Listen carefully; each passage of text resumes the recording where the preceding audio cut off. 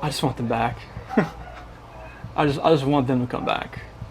And if they're not safe right now, that's what's tearing me apart. Because if they are safe, they're coming back. But if they're not, this has got to stop. Like, somebody has to come forward.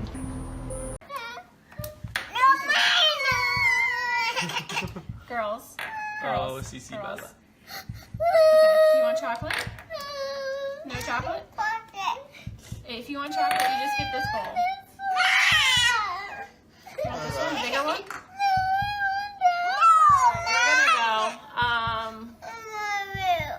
I love you too. This is the morning. This is why I love that I thrive. Hey guys, good morning, or I know for Colorado people it's good morning, good afternoon for everybody else. I wanted to come here live because today is the big day for the huge. Our cocktail party is tonight, where Product X is going to be released. We're super excited. We're heading to the pool right now, and then we have a massage today paid for by Lavelle today at 3:30. So Chris and I are super excited. So we're gonna get a massage after we lay by the pool for a little bit and maybe go to the beach again. And then we're going to go to the cocktail party. And we will be live there tonight. Tell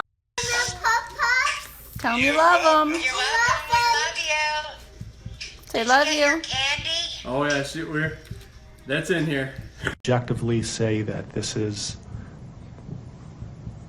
perhaps the most inhumane and vicious crime that I have handled out of the thousands of cases that I have seen.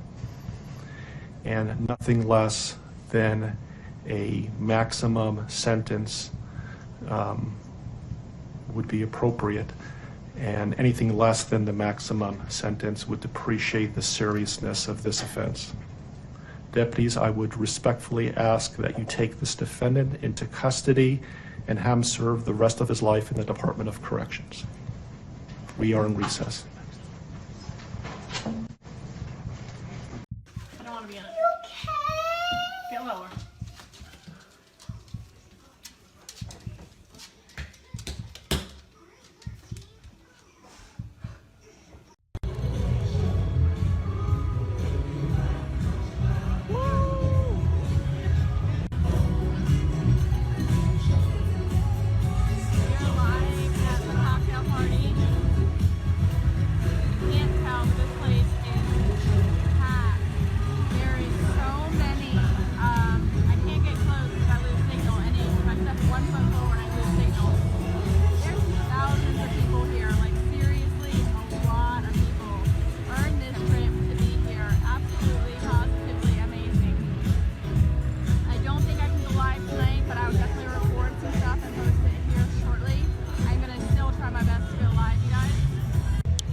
Everyone needs to deserve this. Everyone. Absolutely everyone. Tell them how much fun it is. It's amazing. This place is nuts. It is phenomenal. We're gonna go have some fun. Get to hear what's coming out. It's absolutely exciting. We're super excited. We'll be back here live shortly, guys. Love you. I don't want them to really go in the ocean. I mean, Ready, set?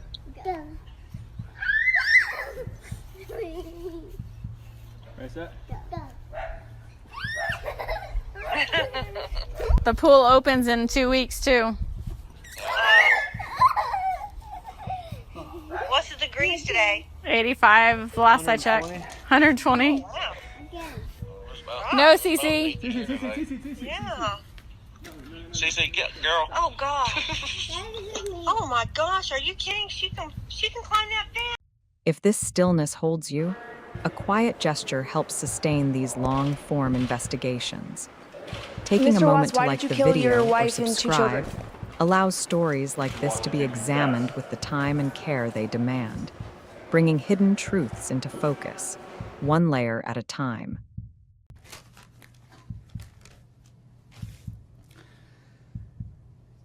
What I'd like to say to the court is that Shannon, Bella, and Nico are loving, caring people. They love life. They love being around people who love them.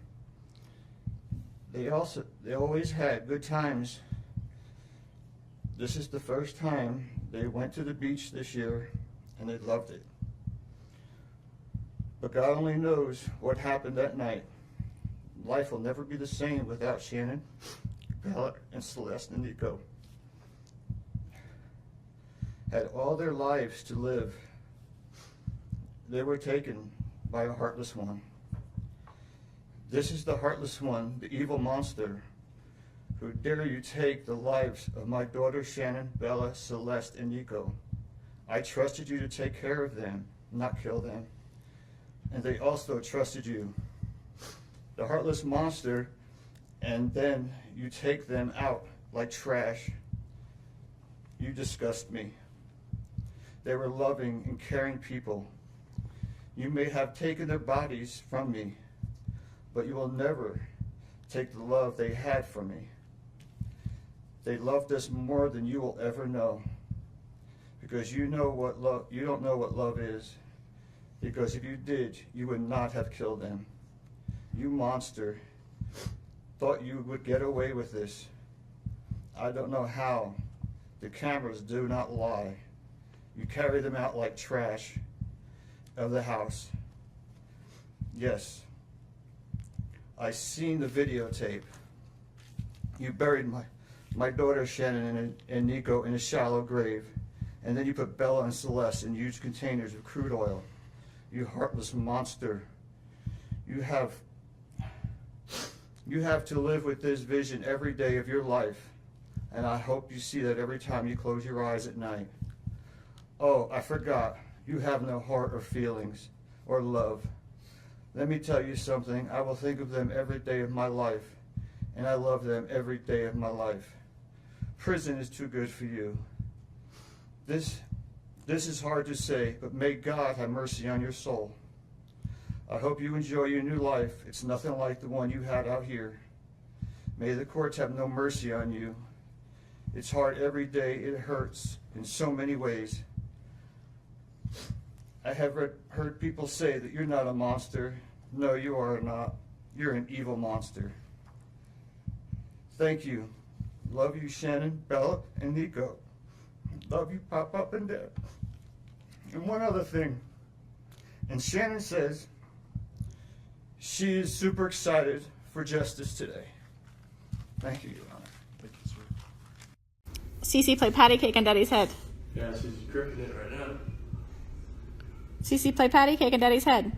Go whack it, Daddy. Don't do that, Cece. Don't do it.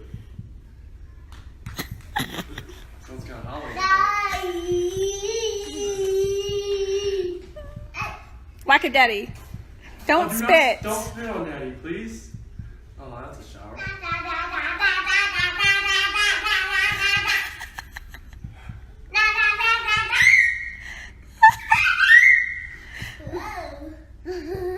Careful, Bella, don't fall, okay?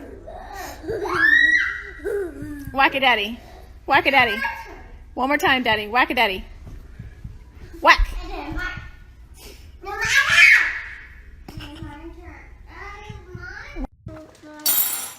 Hey, everybody.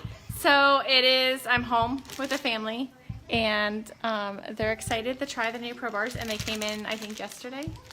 So we have cookies and cream, and we have lemon meringue. Who wants Pro Bars? I do.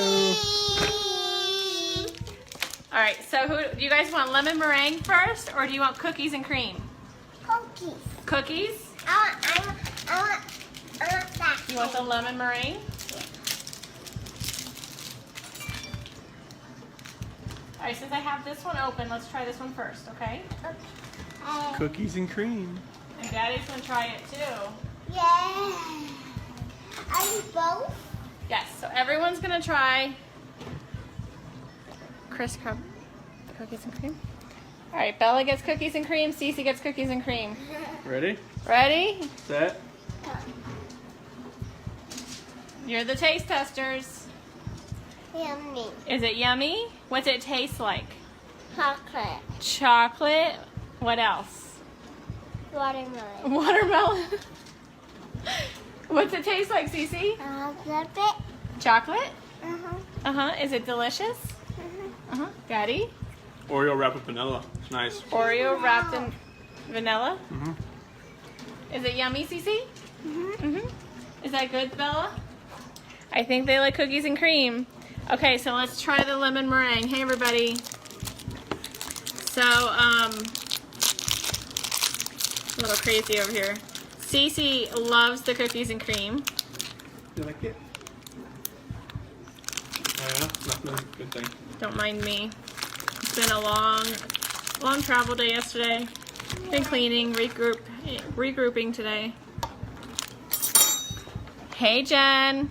Okay, so Chris, this is the lemon meringue. Nope, that's Daddy's. Here's yours. Wait, don't take. Wait. Here, Bella. Okay, this one's lemon meringue. It's like the pie, but better because I don't like the pie. Ready, set, go. Ready? Hey, Jessica. That's so good. How's that taste, Cece? Good. Good? Yeah? Do you like that one better? Me too. I like it. What's it taste like? You like lemon meringue pie? Straight out the box. Bella, what's it taste like? I don't like it. You don't like that one? Bella doesn't like that one. That's okay. Okay. You like the birthday cake, right? And the cookies and cream? Yep. Dieter, do you want some? Yeah, Dieter wants some. All right, so which one's your favorite out of all the Pro Bars? Hey, Wendy. I would say lemon meringue. Lemon meringue? What's your favorite, Cece? Birthday. Birthday?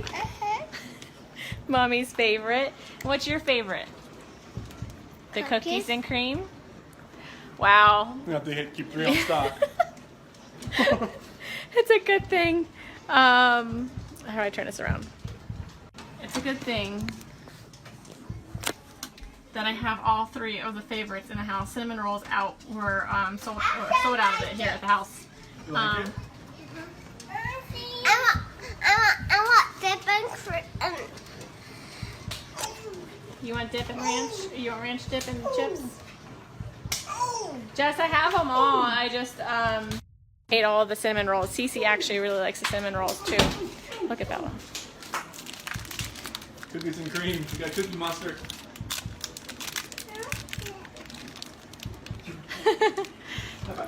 I'm guessing you like it, kiddo. You like it? You want the lemon meringue, Cece? No, she didn't like that one. I don't like that. Daddy will finish it. Yep. All right, you guys. So that's our family.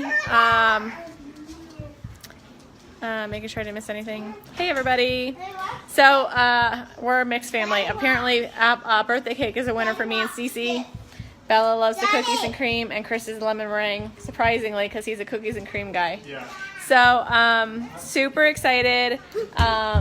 I love it that it's a healthy snack and Cece can eat it because she has a tree nut allergy, and none of our products are made in a facility that handles nuts at all. So Cece can have them. There's 0 nuts in them, and it's the only go-to bar. We can't do processed bars. We can't do anything like that because Cece can't have any of it because it's all processed in a plant where there's tree nuts or nuts. So it's really nice that she can have it. It's a quick snack for mommy. It's always in my bag, and I can just give it to her. And I heard you, baby. I heard you. She wants ranch and dip. She's my child. Thanks, Kat. So it's really nice. It's convenient for me as a mom that I can just carry them in my purse and always have something for her. So super excited. The Pro Bars are amazing. They're a great snack, low carbs, low sugar, 2 grams of sugar in all of them, I think. But yeah, 2 grams of sugar and 20 grams of protein. So they're really good for you. So you guys have a great night. Love you. And we're going to be, Cece and I are fighting over the birthday cake. So, all right. Say bye. Bye. See ya. All right. Bye, guys. Your Honor, there are no words to adequately describe the unimaginable tragedy that brings us before this court today. By my comments, I'm not even going to try to express the horror, the pain, or the suffering that the defendant has caused to these families, to this community, and to all who are a part of this investigation. However, I do want to spend a few minutes sharing with the court the details of the crime, as so far you've only had an opportunity to review the affidavit and a few facts here and there that have been offered to the court in the motions and pleadings that have been filed. The questions that have screamed out to anyone who will listen since August 13th of 2018 are why and how. Why did this have to happen? How could a seemingly normal husband and father annihilate his entire family? For what? These are the questions that only one individual in this courtroom or on this planet knows the answers to. I fully expect we will not receive the answers to these questions today, nor will we at any point in the future. I don't expect that he will ever tell the truth about what truly happened or why. Even if he did, there is no rational way that any human being could find those answers acceptable responses to such horrific questions. The best we can do is try to piece together some kind of understanding from the evidence that is available to us. And the evidence tells us this: the defendant coldly and deliberately ended 4 lives, not in a fit of rage, not by way of accident, but in a calculated and sickening manner. Shanann was 34 years old. She had married the defendant in November of 2012. Over the weekend leading up to August 13th, she had been at a work conference in Phoenix, Arizona, and returned home in the early morning hours of August 13th. We know that she got home about 1:45 in the morning. The doorbell camera on their home shows her arriving back home from the airport. Shortly thereafter, at least according to the defendant, they had what he referred to as an emotional conversation about the state of their marriage and about what their lives would look like going forward. What was said during that emotional conversation, only he knows. What we do know is that shortly after that, the defendant strangled her to death with his own hands. We know that he slowly took her life the morning of August 13th. We know that this was not done in an uncontrolled, vengeful manner that he tried to describe to agents from CBI and the FBI. If that were the case, you would expect to see vicious, horrible bruising about her neck, shoulders, and face. You would expect to see the hyoid bone in her neck broken. You would expect to see some kind of defensive wounds on his body as she struggled and fought for her own life. None of those are present. The only injuries that were on Shanann's body were one set of finger or bruising, what appeared to be fingernail or finger mark bruising to the right side of her neck. We know that our experts will tell us that it takes 2 to 4 minutes to strangle someone to death manually with their own hands. The horror that she felt as the man that she loved wrapped his hands around her throat and choked the life out of her must have been unimaginable. Even worse, what must Bella, age 4, and Celeste, age 3, must have experienced or thought as their father, the one man on this planet who was supposed to nurture and protect them, was snuffing out their lives. They both died from smothering. Let me say that again. The man seated to my right smothered his daughters. Why? Imagine the horror in Bella's mind as her father took her last breaths away. Your Honor, understand very clearly, Bella fought back for her life. The frenulum, the connective tissue between her upper lip and her gum, had a centimeter and a half laceration. She bit her tongue multiple times before she died. She fought back for her life as her father smothered her. Celeste had no such injuries. In fact, she had no external injuries at all. But according to the medical examiner, she was smothered nonetheless. The defendant then methodically and calmly loaded their bodies into his work truck, not in a hasty or disorganized way. He was seen from the neighbor's doorbell camera backing his truck into the driveway, going back and forth into the house and back out to the truck 3 different times, 1 time for each of their bodies. He then drove them away from their family home 1 final time, intent on hiding any evidence of the crimes that he had just committed. In one final sign of callousness for his wife, his daughters, and their unborn son, and their remains, he drove them to a location that he thought no one would ever find them, to one of the oil tank batteries with which he was so familiar. He knew this was safe. He had texted a coworker the night before saying, "I'll head out to that site. I'll take care of it." He had carefully ensured that he would be alone in the middle of the plains to secrete away the remains of his family in a place that he hoped they would never be found. In one final measure of disrespect for the family he once had, he ensured that they would not be together, even in death, or so he thought. He disposed of them in different locations. He buried Shanann and Nico in a shallow grave away from the oil tanks. Bella and Celeste were thrown away in the oil tanks at this facility. Different tanks, so these little girls wouldn't be together in death. Imagine this, Your Honor. This defendant took those little girls and put them through a hatch at the top of an oil tank, 8 inches in diameter. Bella had scratches on her left buttocks from being shoved through this hole. A tuft of blonde hair was found on the edge of one of these hatches. The defendant told investigators that Bella's tank seemed emptier than CC's because of the sound that the splashes made. These were his daughters. Significantly, when his coworkers arrived at the tank battery later that morning, to a person, they all described him as acting completely normally. It was a normal workday, even while his daughters sank in the oil and water not far away from him. And then his efforts at deception truly began. We've all seen the emotionless interviews that the defendant gives to the local media, asking for help in locating his family. We watched as he claimed that the house was empty without them, and that he hoped that they were somewhere safe, and that he just wanted them to come home.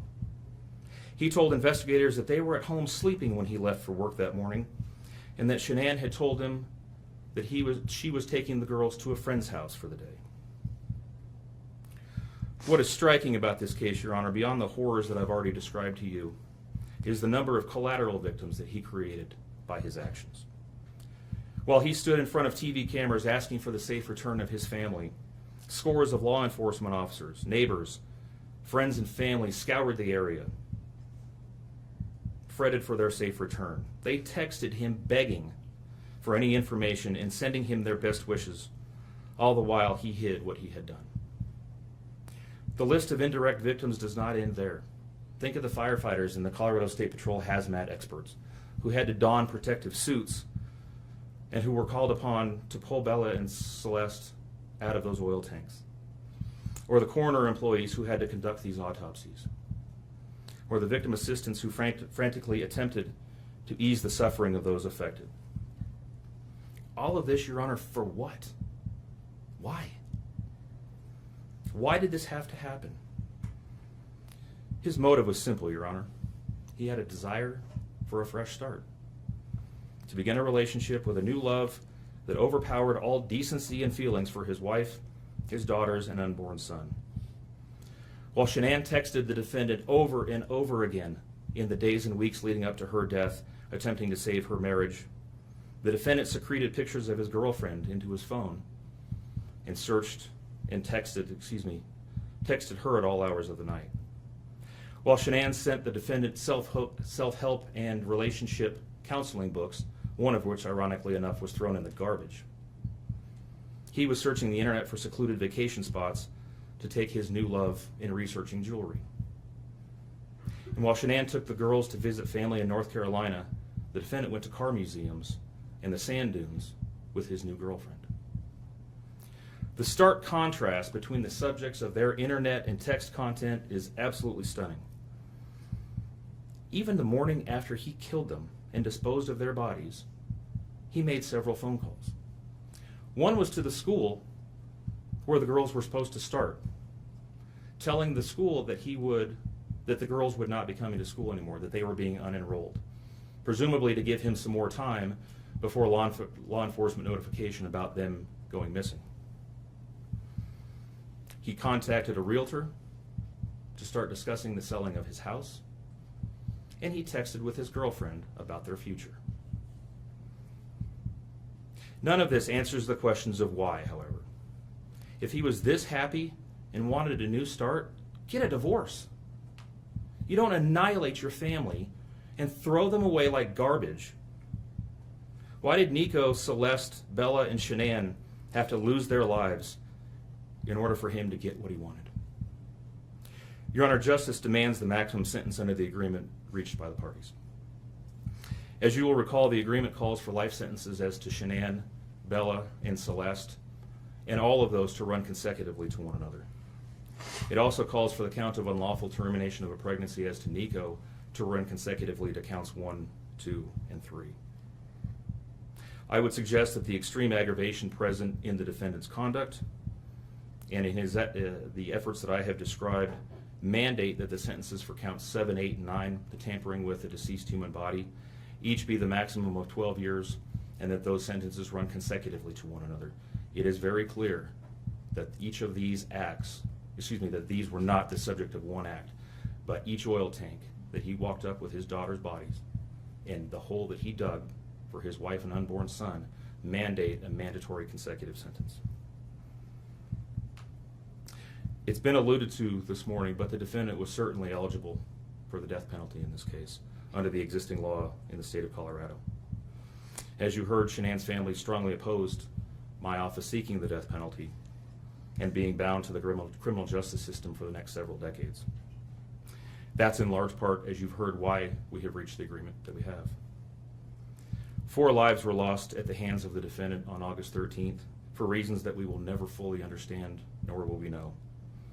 In the end, the Rusick family was much more merciful towards him than he was towards his wife, his daughters, and his unborn son. Prison for the remainder of his life is exactly where he belongs for murdering his entire family. Thank you. Just wait. Hi guys, say What's hi, going Bella. We gotta get you dressed, kid. I Look know, what Bella's right? eating. Bella's eating some of the ingredients. She got a nice little bowl of chocolate chips. Look at that. What is that, Bella? Can you show them? What is it? Is it chocolate? Is it chocolate? It's chocolate mini morsels, right? Yeah, good job. So she's been eating my peanut butter and the chocolate morsels so far today. So we're gonna let a few more people hop on, and then we're gonna get cooking here, and we'll explain to you what we're cooking up over here. So Yeah, welcome to the 12 days of Christmas, Lavelle Day, and even though I like to claim that I could probably cook, I can't at all. So I'm gonna let my wife do all the cooking. She's gonna make up some Thrive Bites for us. and I'm gonna go wash my hands real fast. Uh-oh. She's gonna leave me here alone. Oh, we got some people joining. Bella, look. Got people looking at us. Say hi.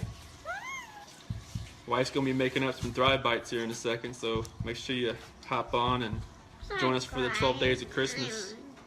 Bella's got some chocolate chips. I need a Lavelle apron. They're All right, guys. Hey, Michelle. Hey, Amanda.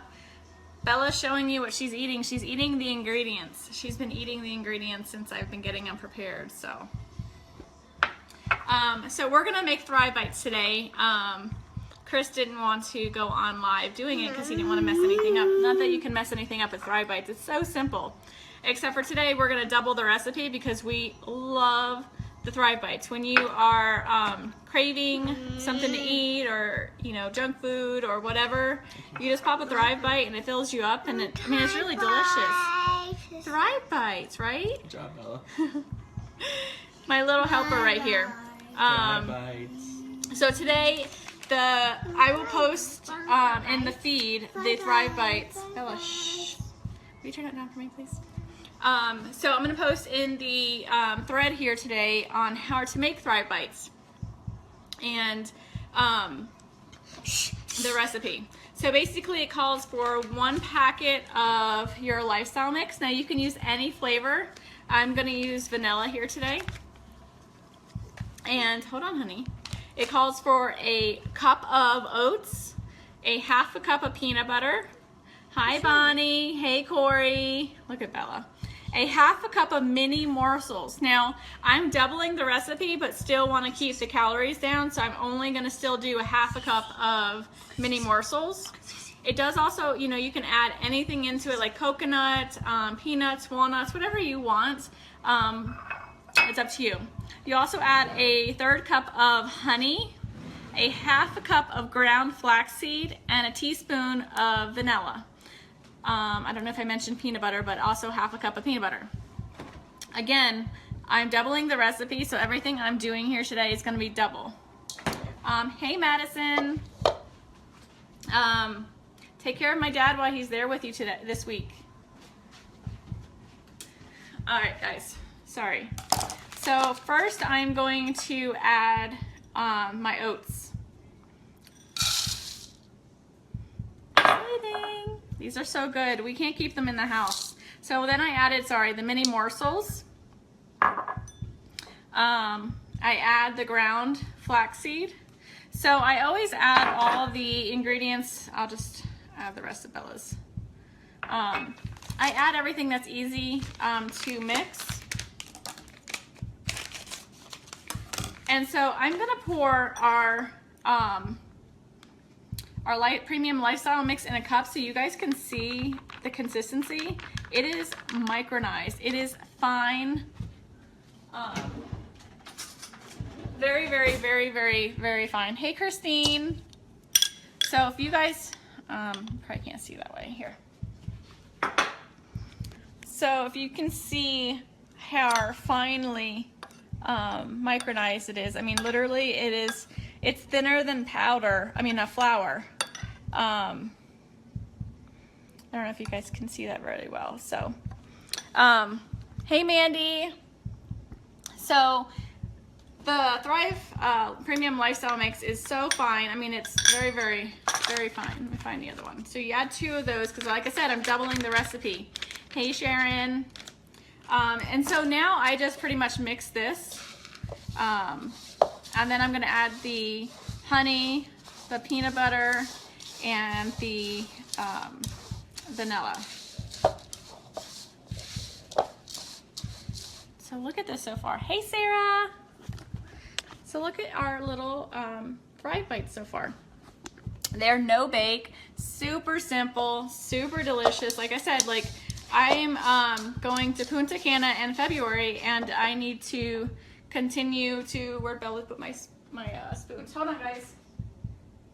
I think she took my, hold on.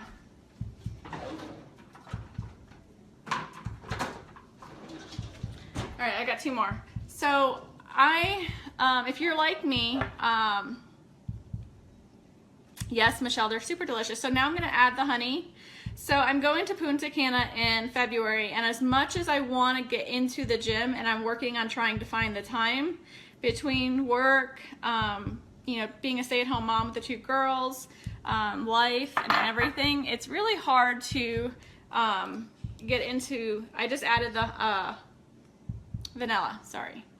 It's really hard to get myself into the gym as much as I really want to.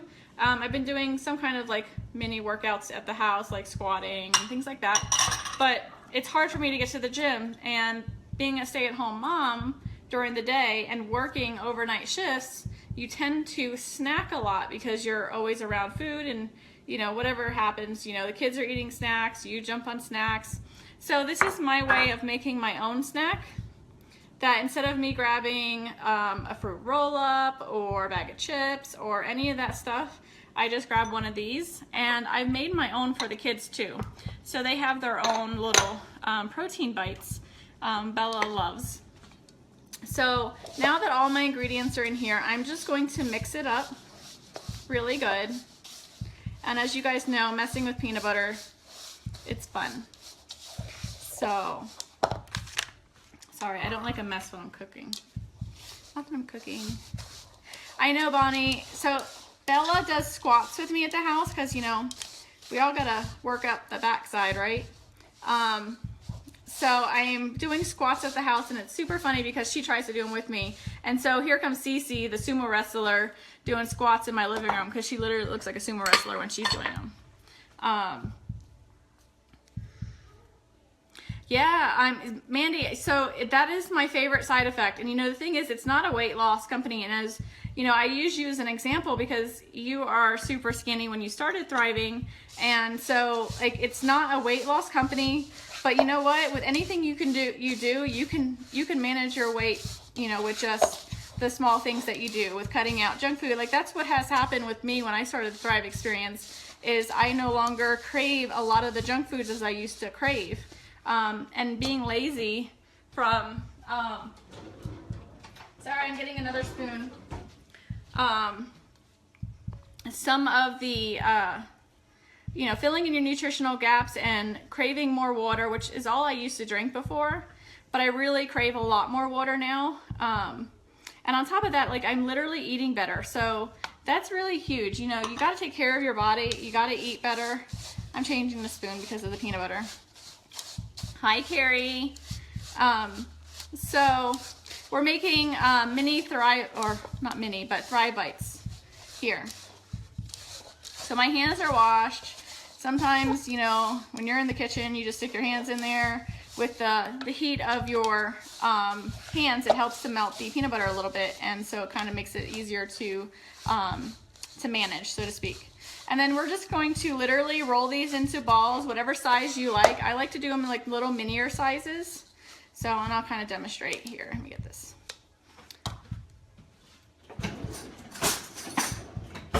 So, get your hands dirty.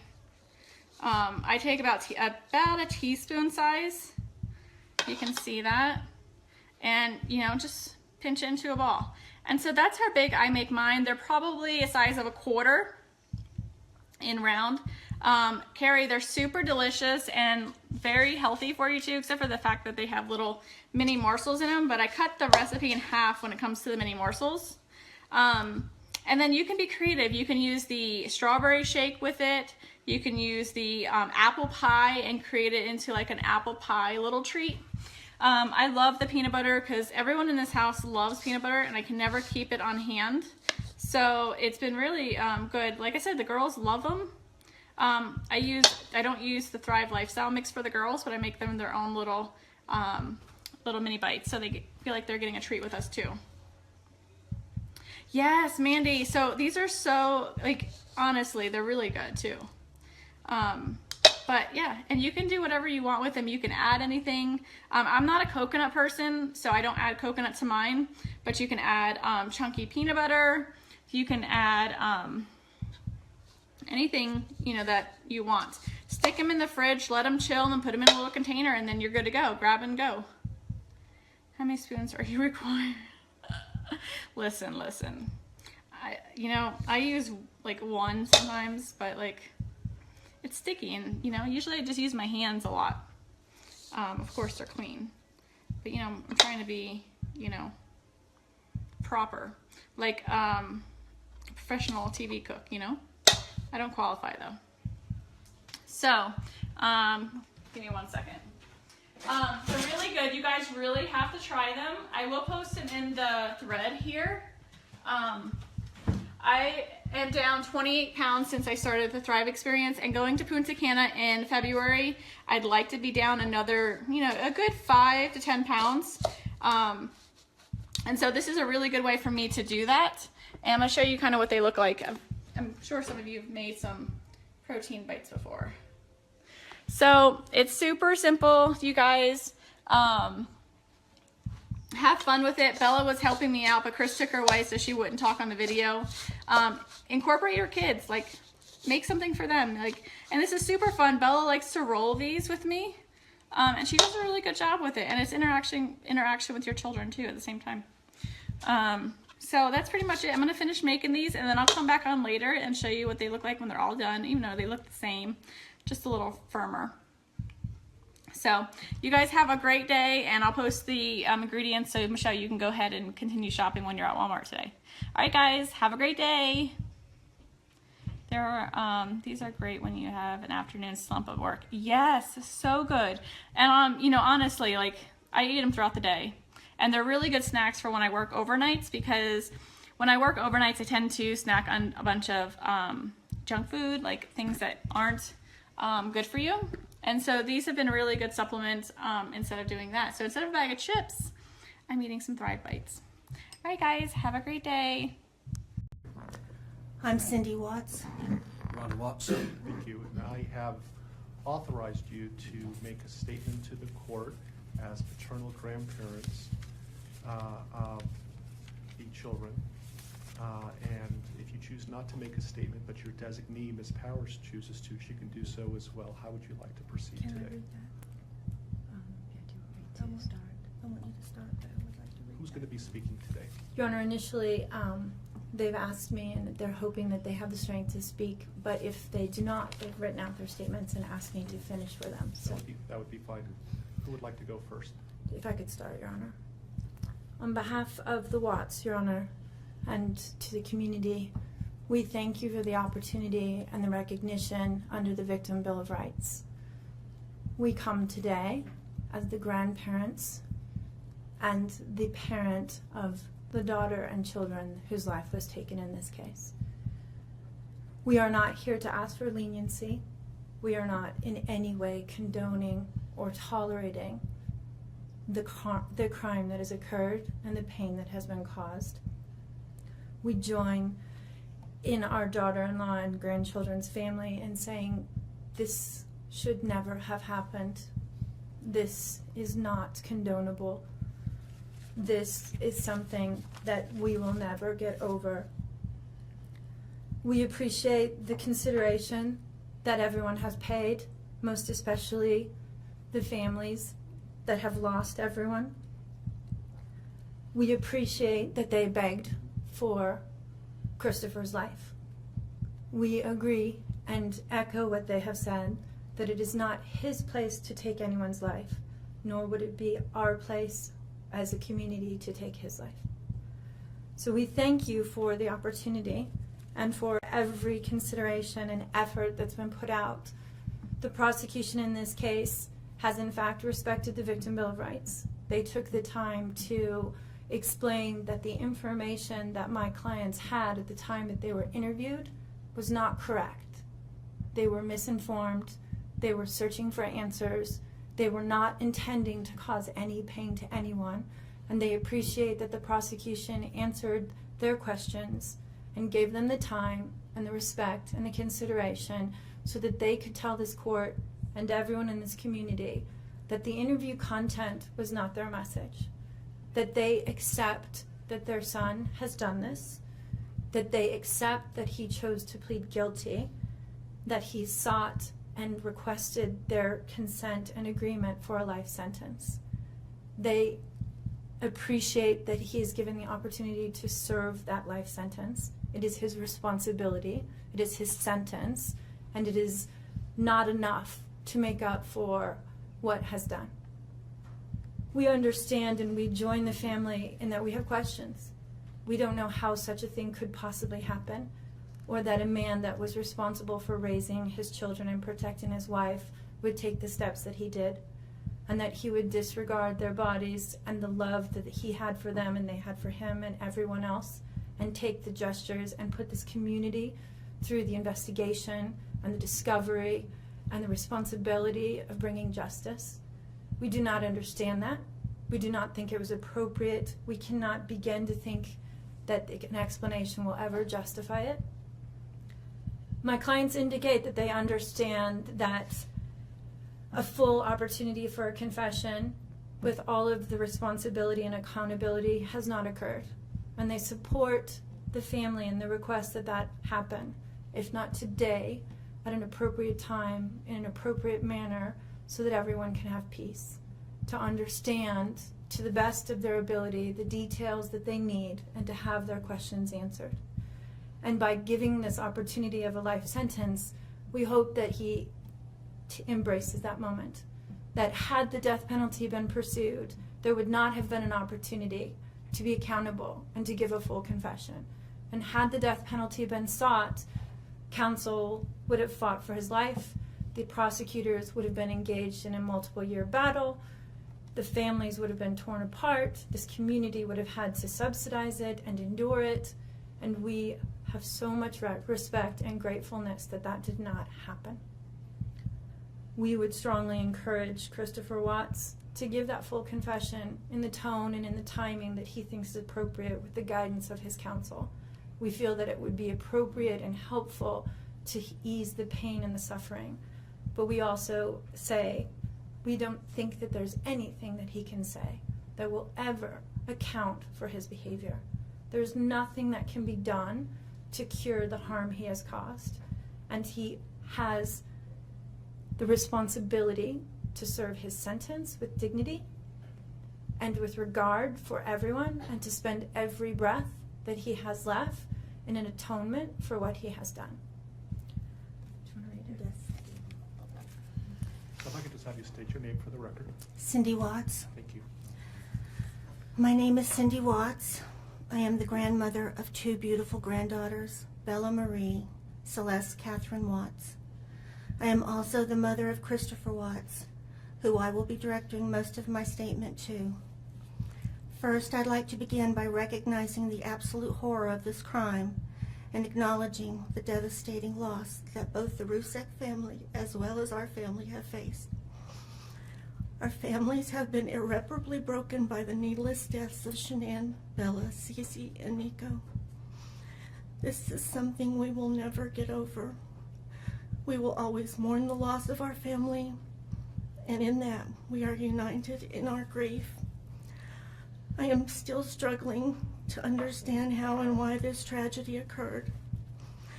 I may never be able to understand and accept it, but I pray for peace and healing for all of us. Now to my son Christopher.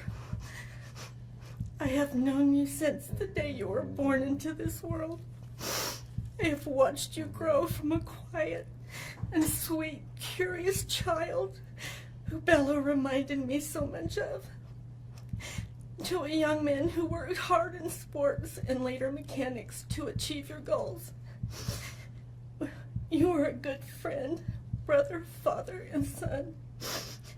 We have loved you from the beginning, and we still love you now. This might be hard for some to understand, how I can sit here under these circumstances and tell you, although we are heartbroken, although we can't imagine what could have led us to this day, but we love you. Maybe you can't believe it either.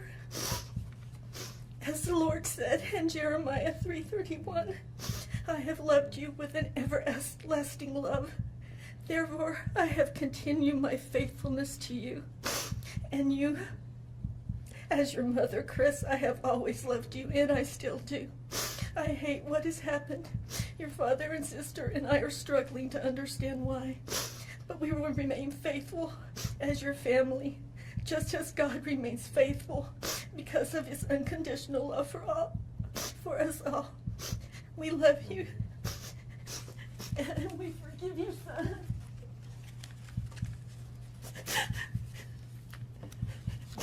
Thank you. Judge, if I could read Mr. Watts' statement. Yes. My name is Ronnie Watts, and I am the grandfather of Bella, Celeste, Nico Watts, and I am the father of Shannon. I am the father of Christopher Watts as well. And one of the most important things I've done in my life is to raise my children and to watch as they started their own families. I spent many years coaching Little League and talking to my son, taking him to the races, and sharing my love and knowledge of cars with him. He was just as involved with his girls. I believe he loves his girls. I know he does. This tragedy has impacted my family in so many ways. Beyond losing my precious grandchildren, our beloved daughter-in-law, we are forced to question everything. We still don't have all the answers, and I hope one day, Christopher, you can help us. Chris, I want to talk to you as a father and son. You are here today accepting responsibility, but I want to tell you this now. I love you. Nothing will ever change that. And I want you to find peace, and today is your first step. The Bible says if we confess our sins, God is faithful and just and will forgive us. Chris, I forgive you, and your sister forgives you, and we will never abandon you, and we love you. Dad. Judge, thank you for the opportunity to address the court. I know God will put the evil people where they need to be. I also want to take the time to thank the town of Frederick, Greeley, FBI, the DA's office, the CBI, for exceptional work. We thank Nicole Atkinson, Shannon's neighbor Nathan, and his family. To me, they're our heroes. They really are. God bless. God makes no mistakes on who he puts in your life. Marriage is about love, trust, and friendship and unity. We marry for sickness and health, to death do us part. Our daughter Shannon loved you with all of her heart. Your children loved you to the moon and back. Shannon's family was her world. Shannon put a crown on your head. But unfortunately, the day that you took their life, God removed that crown. We loved you like a son. We trusted you. Your faithful wife trusted you. Your children adored you, and they also trusted you. Your daughter Bella Marie sang a song proudly. And I don't know if you got to see it, but it was, "Daddy, you're my hero." I have no idea who gave you the right to take their lives.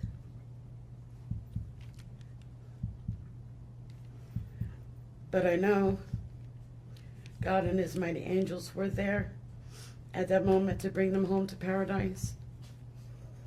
God gives us free will. So not only did you take the family of four, your family of four, you took your own life. I want the world to know that our daughter and her children were so loved by us. There will always be protected by God and his mighty angels. I didn't want death for you because that's not my right. Your life is between you and God now, and I pray that he has mercy for you. From Shannon's mother, Bella Marie, Celeste Catherine, and Nico Lee's, Nana. Thank you, Your Honor. Presiding. Good morning, and welcome to be seated.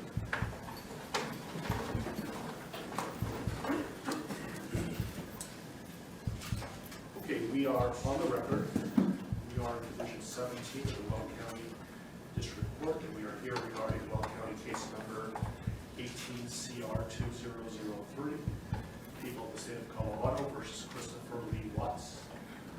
My name is Marcelo Cuptown, a district court judge here in Weld County, and I will be the presiding judge in this case. If I could please have the lawyers identify themselves for the record, starting with the prosecution. Good morning, Your Honor. Michael Rourke on behalf of the people. Patrick Roach on behalf of the people. Your Honor, John Walsh on behalf of the defense. Jay Burson on behalf of Mr. Watts. Thank you. Thank you. And Mr. Rourke, do you want to make a record regarding compliance with the Victims' Rights Act? Yes, Your Honor. We are in compliance with the Victims' Rights Act. Frank Rusick, who is Shanann Watts' father, is present in the courtroom, as is Frankie Rusick, who is Shanann Watts' brother. They are present in the courtroom, and we have advised them of the purpose of today's hearing and what we expect to occur. Thank you. Mr. Watts, last week I gave you a limited advisement because charges had not been filed. They have now been filed, so I'm going to give you a full advisement.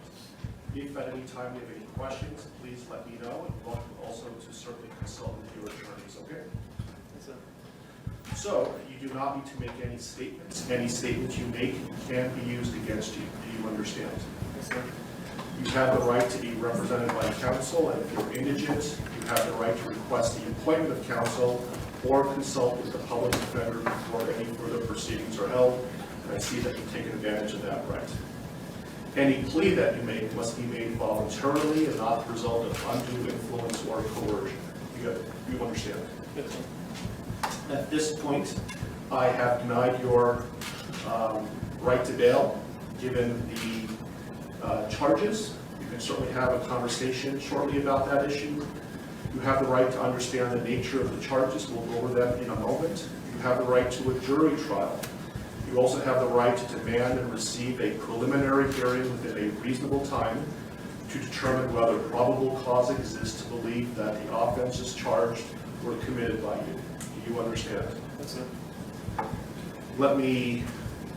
I assume that the defense has received a copy of the complaint and information.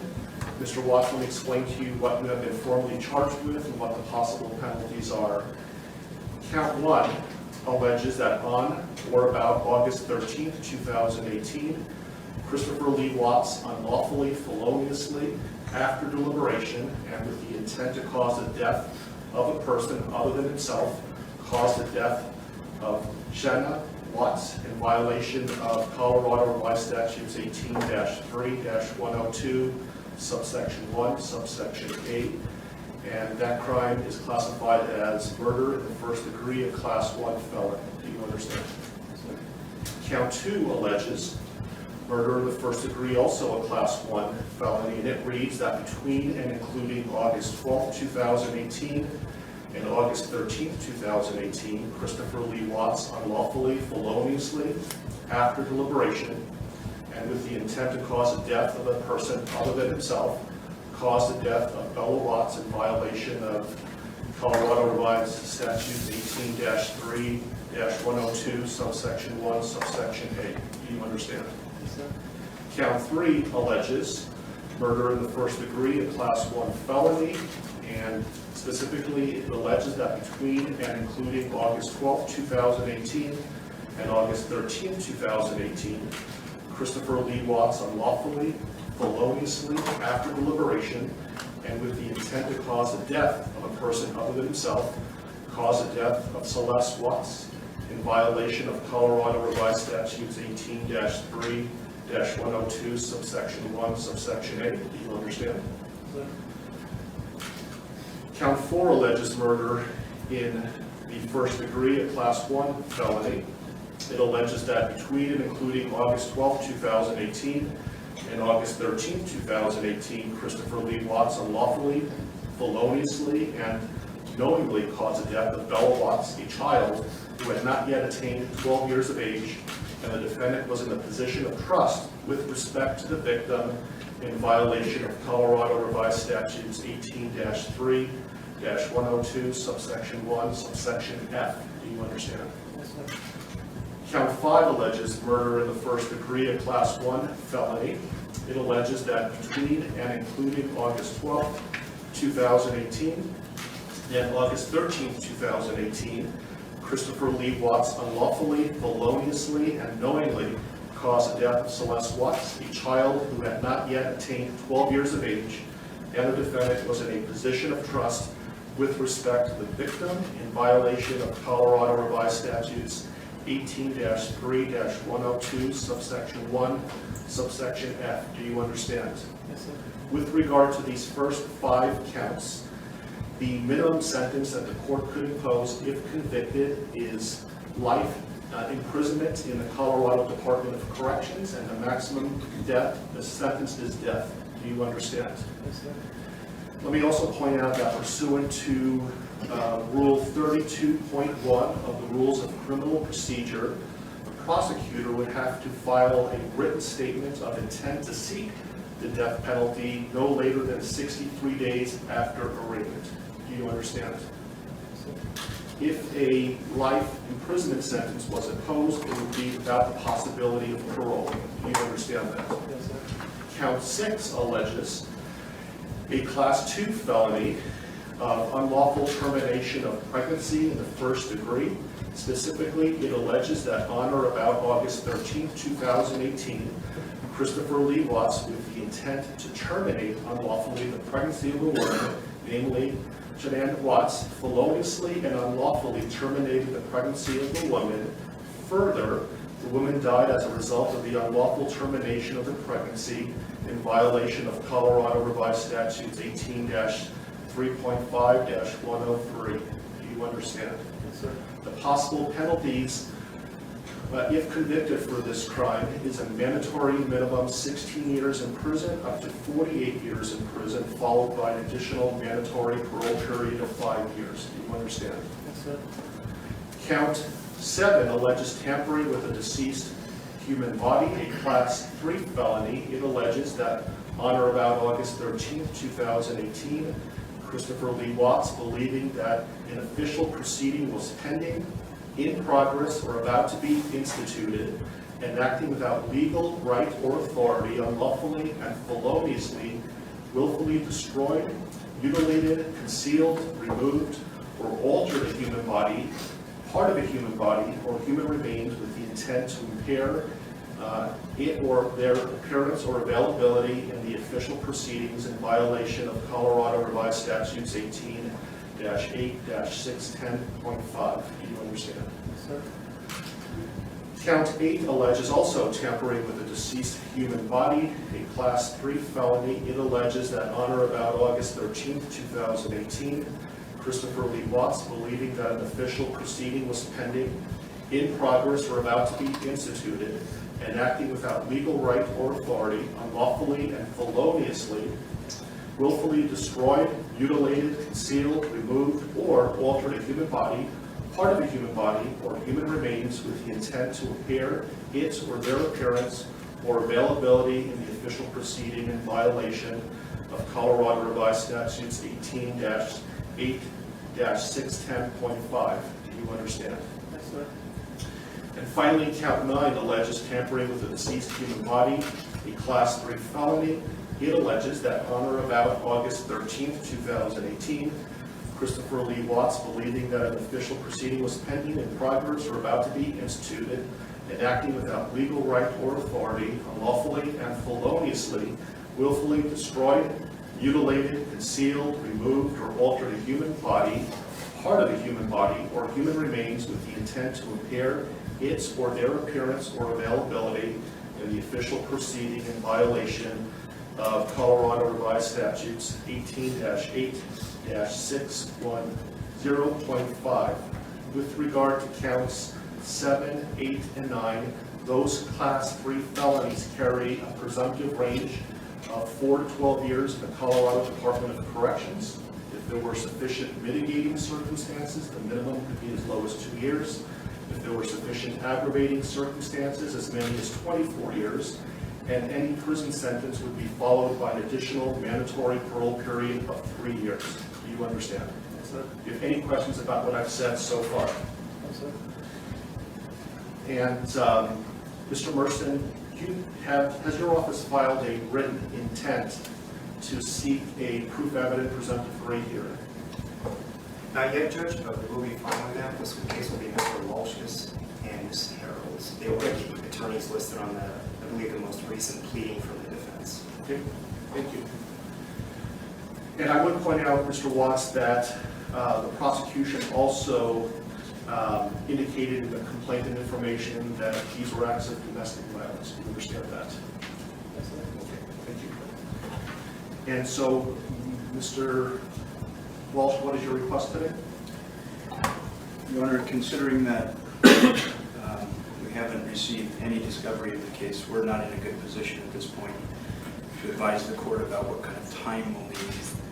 My suggestion to the court is that the court allow Mr. Watts to reserve the preliminary hearing in the case, reserve the proof evident hearing, and set the matter for a status conference about 60 days out.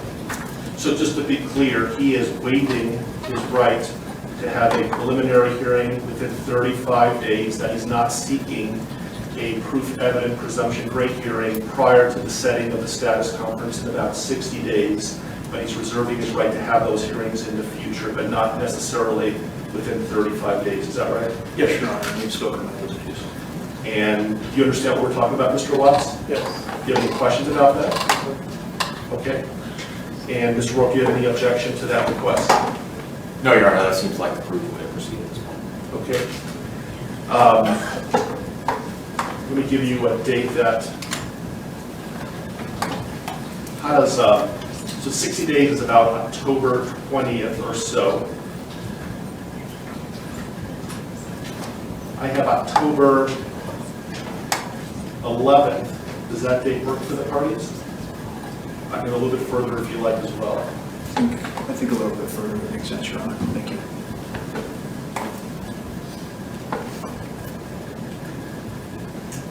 How about November 19th?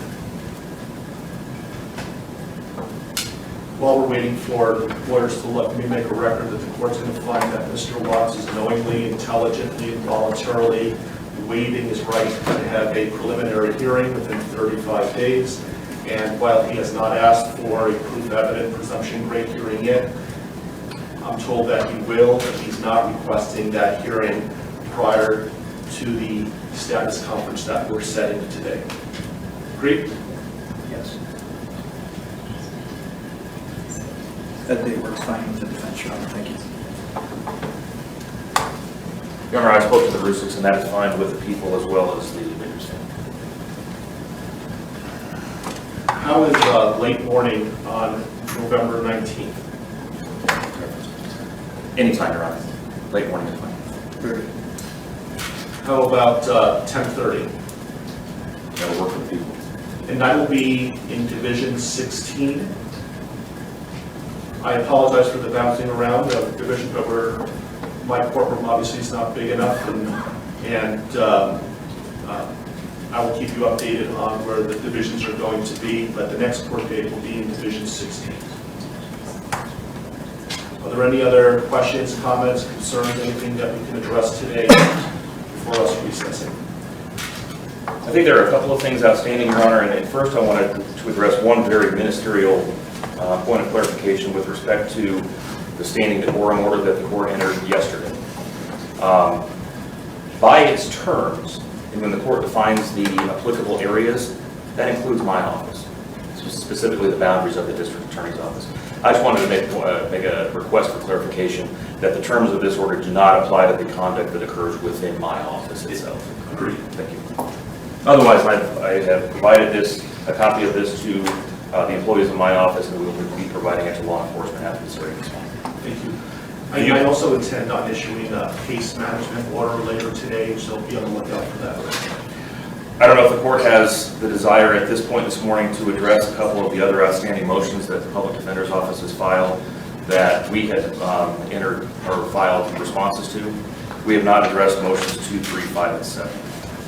And those are the defense motions 2, 3, 5, and 7.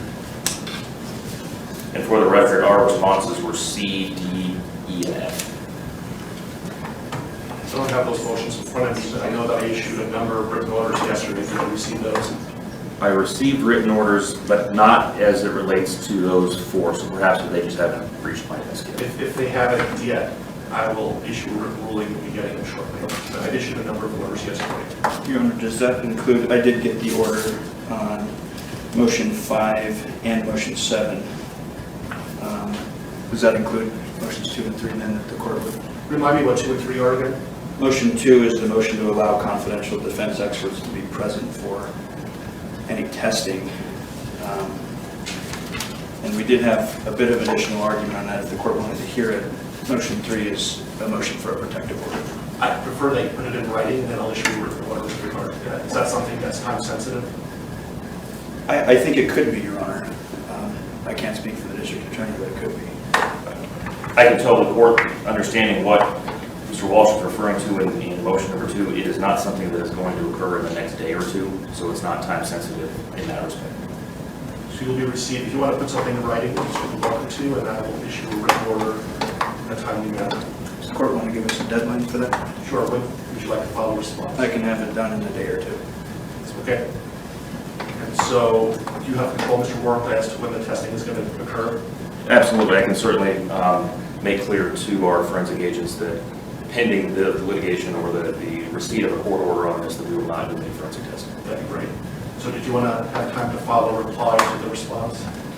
If necessary, if I could have 3 business days to file a response to whatever Mr. Walsh files in the next couple of days, I would appreciate that. Okay, so Mr. Walsh, can you have something filed by close of business tomorrow? Yes, sir. Okay, so close of business on Monday, Mr. Walsh? Yes, sir. Then I'll have something to the parties by midweek next week. Thank you. Any other issues that we can resolve today? Not for the people around. No, Your Honor. Okay. Okay, we are in recess. Thank you for your time.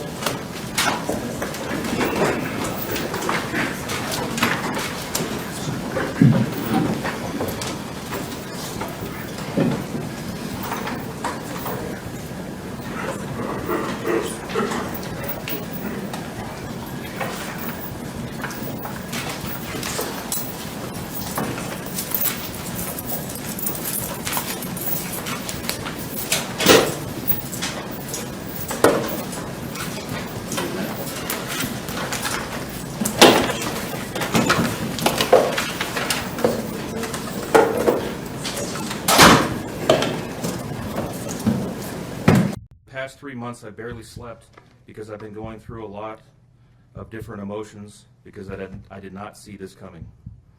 You went from being my brother, my sister's protector, one of the most loved people in my family, to someone I will spend the rest of my life trying to understand.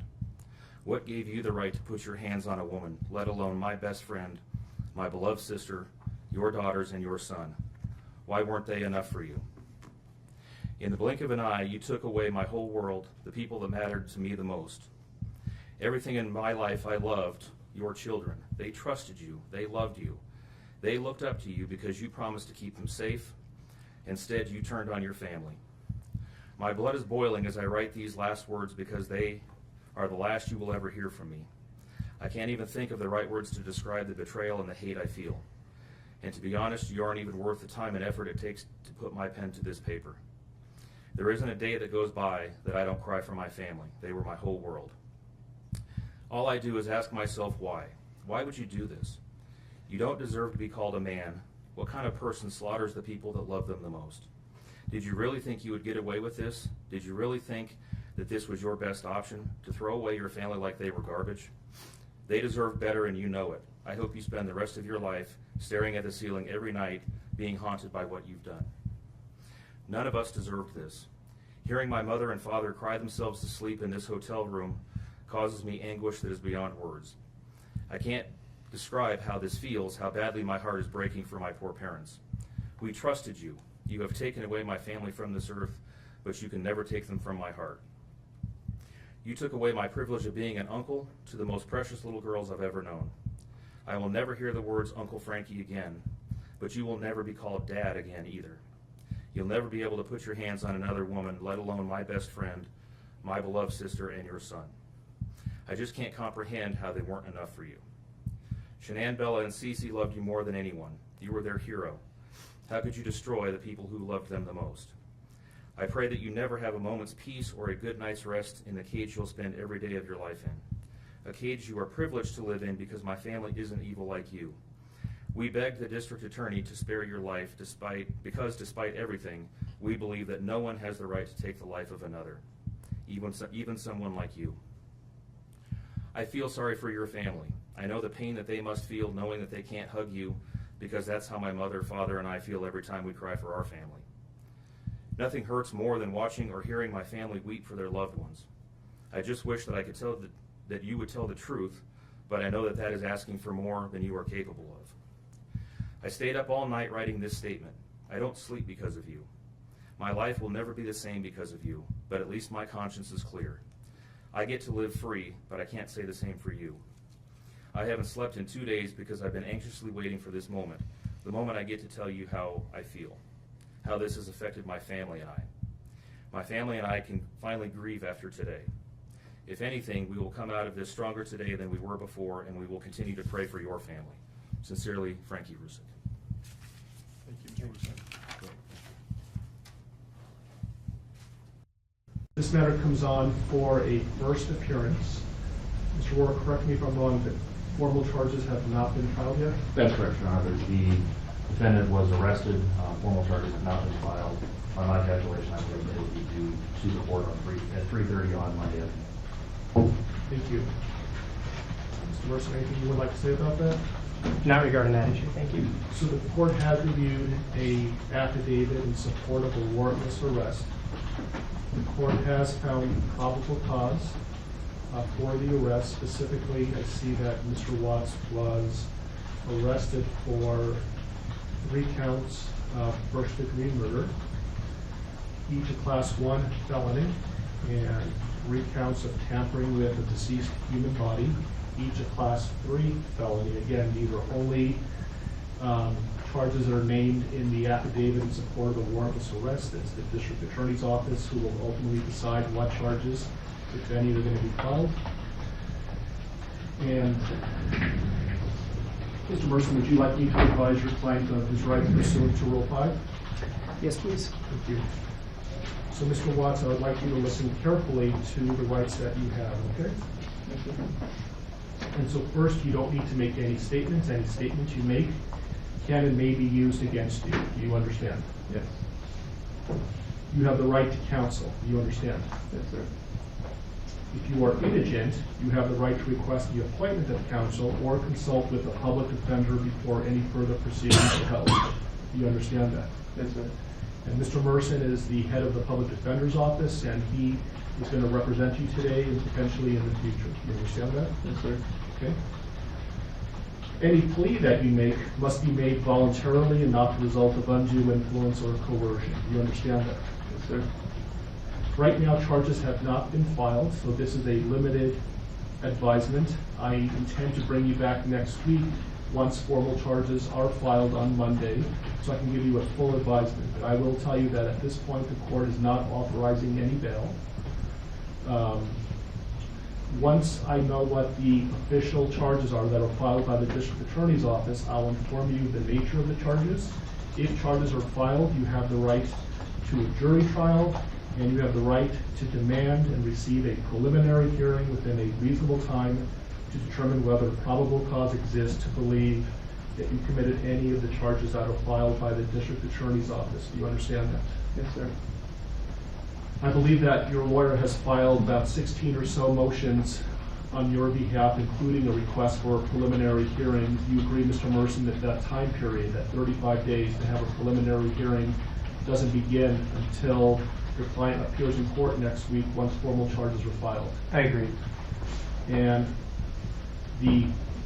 I have not seen, correct me if I'm wrong, a proof positive, presumptive great written motion by your office. Not at this point, Judge. Okay. Okay. And so would you like me to further advise your client of any additional rights? No, thank you. Mr. Rourke, what kind of conditions, if any, are you requesting for the protection order given the circumstances? Judge, I'm going to defer to Mr. Wren. Mr. Wren? People are simply asking for the standard protection order under Title 18 at this point, given the deceased nature of the victims. And I assume based on the no bond hold, the issue of possessing or having access to or control over a firearm or any ammunition is a non-issue until and if bond is authorized. That's correct. Thank you. So, Mr. Watts, I am going to issue a protection order pursuant to Colorado Revised Statutes 18-1-1001. It's going to state that you not harass, molest, intimidate, retaliate against any witness involved in this case. Do you understand that? Yes, sir. If you were to violate the mandatory protection order, it's a Class 1 misdemeanor. Do you understand that? Yes, sir. And could we talk about some of them? I realize that things are happening very quickly. Motions were filed today. There hasn't been a lot of time to object or to file responses. Mr. Merson has filed a number of motions, some of which potentially may be time sensitive. My intention is for the parties to come back to court next Tuesday so I could advise Mr. Watts of his formal charges that are filed no later than 3:30 on Monday. So I'm not sure if I'm going to be requiring the prosecutor to file a response between now and Tuesday, or whether we can resolve some of these issues now. For example, the preservation of certain evidence, like police notes, handwritten notes, like touch DNA evidence, things of that nature. Your Honor, I think we can address some of these pretty quickly, but certainly not all of them. We would be asking for time to file a written response to some of them. Yeah, I'm just concerned about the time that elapses between now and Tuesday, and I want to make sure that the evidence that's being requested to be preserved is preserved. Understood. So, for example, can you, any objection for me to order that all law enforcement, both state and federal, that were involved in this case, preserve their handwritten notes? Any objection to that? No. So I will grant that request. Did you read Mr. Merson's motion with regard to touch DNA? I believe that was filed under seal, and I have not seen it. It was suppressed, so they should have had access to it. Gail, Christy, could you print out a copy for Mr. Wren? Again, I appreciate the fact that this happened very quickly, and so let me get you a copy of that, a hard copy of that, and then you can review it and let me know what your thoughts are. Is there an autopsy that's scheduled to be conducted in the near future? Not yet. There was a 16. 16? Yes. And while we're waiting, Mr. Merson, I noticed that... Actually, I'm sorry to interrupt, Judge. It was D17. D17? Yeah, sorry. So I see that your motions are numbered, but I'm missing 9 through 15. Yeah, I basically counted them and then started off. There were some other people in my office that had filed those other pleadings and not numbered them. I just want to make sure I'm not missing something. I don't think you are. I think many of them concern the media issue. On the way over here, the deputies advised the court had already ruled on that. So to a certain extent, some of that is moot. But if we are going to take a D17, in light of the fact that the affidavit is still sealed, I would ask that the court seal the courtroom and just allow the parties to argue that, because it will require me to talk about information in the affidavit. Well, why don't we give Mr. Wren an opportunity and let me know whether, without talking about the substance, whether he has an objection or not. It's really more of putting the prosecution on notice than anything else. Why don't you read it first and let me know what you think.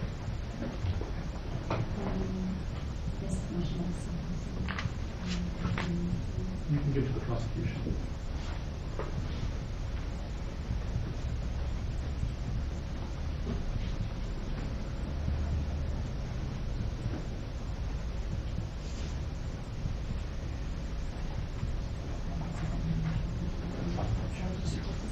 Steve. Extra. I might. It was one of the... So, I did add the house to this. So the D17 will have the house on it as well. But that's the gist of it. At this point, I'm concerned about whether or not it's not. It's been released by law enforcement. Okay. When was that? Late last night. Okay. All right.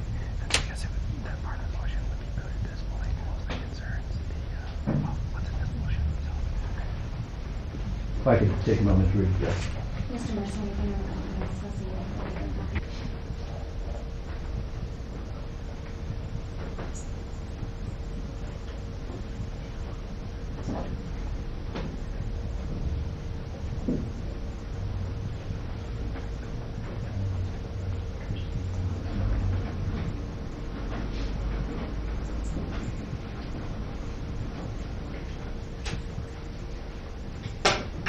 Mr. Ring.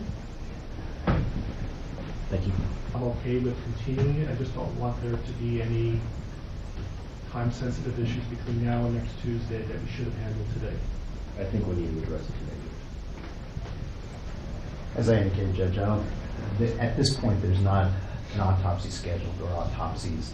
I don't know when that might happen. I don't know if it would happen before Tuesday or not. With respect to this motion, and does the court want to address Mr. Merson's concerns about clearing the courtroom, given the sealed nature of this, or may I speak for Well, it was I think it's based on the sealing of the affidavit in support of the warrantless arrest, and so it was your motion to seal. So if you think the reasons why you requested the affidavit to be sealed are going to be compromised, we could do this in camera. If you believe it's not, then we can talk about it publicly. I'm not worried about the compromising nature of the affidavit. I will tell the court and make a record that the prosecution has provided Mr. Merson with a copy of the affidavit, despite the fact that it was sealed to the public. I am concerned about this being discussed in a non-in-camera setting. My concerns revolve around the issues I brought up in the objections to expanded media coverage. It's an ongoing investigation at this point. I have concerns about, what would be discussed and how that would implicate Mr. Watts' right to a fair trial and his due process right. So my request is that the court seal the courtroom so we can discuss this. Mr. Wright? Leave that to the discretion of the court. It seems to me, based on everything I've heard, that the affidavit is going to be released at some point. It was the prosecution who requested the sealing of the affidavit. They're not concerned about this being compromised, the investigation being compromised. And so I think we can talk about this publicly. Mr. Wright? And when you say talk about this, are we still talking about yes. D17, yes. Which was also filed under seal? Yes. So with respect to paragraph number 3, Judge, our concerns relate to the way this is worded. As the court knows, the pathologist goes through a very extensive process when conducting an autopsy, much of which is governed by statute. I think most of what he's asking for is standard procedure for an autopsy conducted in this jurisdiction and would be done. However, I have concerns about the way this is phrased in that it orders collection of trace DNA and touch DNA from certain areas of bodies that at this point we don't even have, frankly. Second, we don't know if that trace DNA is going to even exist if we have the bodies. So there's no way to order us to find something that may or may not exist. I think when I read the motion, it essentially is putting the prosecution on notice that at some point they may be in possession of exculpatory evidence, and it's their duty to make reasonable efforts to preserve that and ultimately provide that to the defense. And so I think they're on notice by the mere fact that we're talking about this, that Mr. Wren got a copy of the motion, and if this becomes an issue later on, we can litigate this, and there's some pretty significant sanctions for the destruction of exculpatory evidence. Okay, so that will be the ruling of the court. Your Honor, may I ask one clarifying question? Because the way that the motion is titled talks about the collection of touch or trace DNA at 2825 Saratoga Trail as well as during the autopsy, but the body of the motion does not. I want to make sure that Mr. Merson is aware that the home where the homicides were alleged to have occurred has been released by law enforcement, was released as of about midnight last night. So even as we stand today, we are not in a position to be able to go back in and collect trace DNA from that home. So I just want to make clear that the ruling of the court does not require us to do anything affirmative with respect to the home. And Mr. Wren advised me that the government is no longer in control of the home, so I'm aware of that. Thank you. Thank you. Thank you. With regard to the motion for protective order, essentially for nobody to speak to Mr. Watts other than his attorneys and investigators and support staff, I'm assuming there's no objection to that? Correct. You'll put law enforcement on notice on that issue? Yes. Okay. Any other time-sensitive issues that cannot wait until next Tuesday? Nothing from the people. Mr. Merson? Can I just have 1 second? Sure.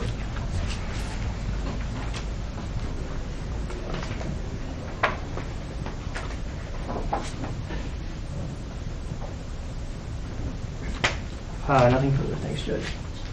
Okay, and I would just respectfully ask that if you file anything between now and next Tuesday, certainly into the future, if you could advise your office of this, if there's more than one lawyer working on it, please number every pleading that's filed, and for the prosecution as well, maybe you can use letters. And that way I know that I'm not missing something. That would be wonderful. Yes. Okay, so we'll see. Let's pick a time next Tuesday. I know everybody's really busy. I just had some time open up. And so what's a convenient time for everybody to be here?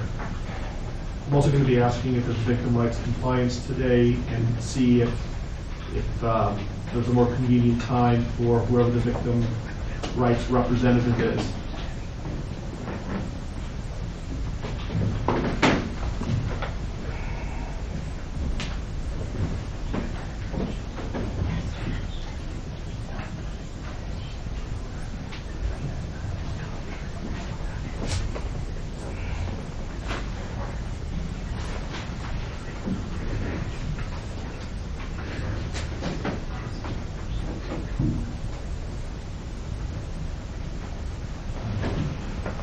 we have been in communication with the family of the victims.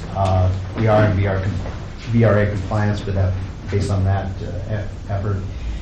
At this point, we don't have any specific times that are good or bad for the family, but we will certainly contact them as soon as we leave and clarify their availability for next Tuesday.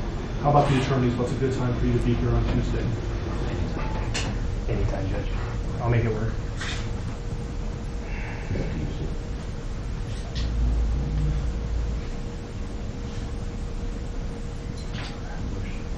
The motion's hearing in Division 12 at 2 o'clock. That'll probably last an hour. Otherwise, I'm free. About 10 o'clock. That's fine. Okay. So the plan is next Tuesday, 10 o'clock, we're going to know whether the prosecution filed formal charges or not, and the deadline for that would be Monday at 3:30. I will give Mr. Watts a more detailed advisement, and then we'll decide what the next step is going to be. Does that work for everybody? Yeah, one more thing. Yes. I would just ask the court order that the prosecution give the defense notice as to if an autopsy is to be scheduled, when that is scheduled, so that we can file the appropriate motions. I think you can appreciate why we would want notice of that. Yes. Any objection to that? Not as to the notice issue. Yeah, I'm not going to be ordering that they, at this point, I'm not ordering that they be allowed to be present during the autopsy. Why don't we say 48 hours notice? Is that reasonable? Yes, and if I learn that information over the weekend, I'll email Mr. Mercer. Is that okay with you, Mr. Mercer? That's fine, thank you. They wouldn't do the autopsy over the weekend, though, would they? No, I don't believe so. They would? They're going to try to get it done soon. So 48 hours is probably not going to do it. Because they think they're in the station. We've all certainly seen autopsies scheduled less than 48 hours after the bodies are recovered. So we will do our best to comply with the notice requirements as soon as we learn the information. Who would be making the decision on when to perform an autopsy? The coroner's office. So can you communicate with them that there's an order that there would be 48 hours notice, and if they, for whatever reason, can't comply with that, you'll let Mr. Mercer know? Is the court ordering that the autopsy not be conducted earlier than 48 hours after the recovery of the bodies? No. Okay. What I'm saying is I'm ordering that you notify the coroner that there's an order that Mr. Mercer is entitled to 48 hours notice, and if they are intending to perform the autopsy sooner than that, they need to let you know before it starts so you can give Mr. Mercer reasonable notice. Yes, sir.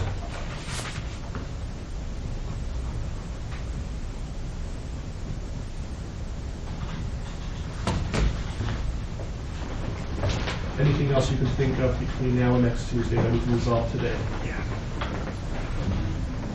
Nothing from the prosecution. Nothing from the defense, thanks. Okay. All right, we'll see you next Tuesday at 10 o'clock. When we are at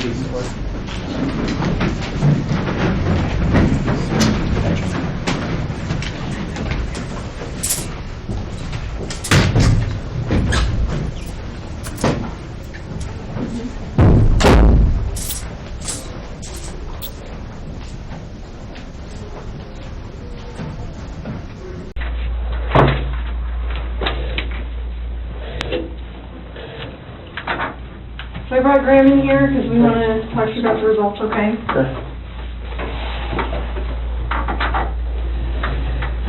So it is completely clear that you were not honest during the testing, and I think you already know that. You did not pass the polygraph test. Okay. Okay. So now we need to talk about what actually happened. And I feel like you're probably ready to do that. I didn't lie to you on that polygraph, I promise. Chris, I know. Chris, stop. It's time. Just stop for a minute. Take a deep breath. I want you to take a deep breath right now.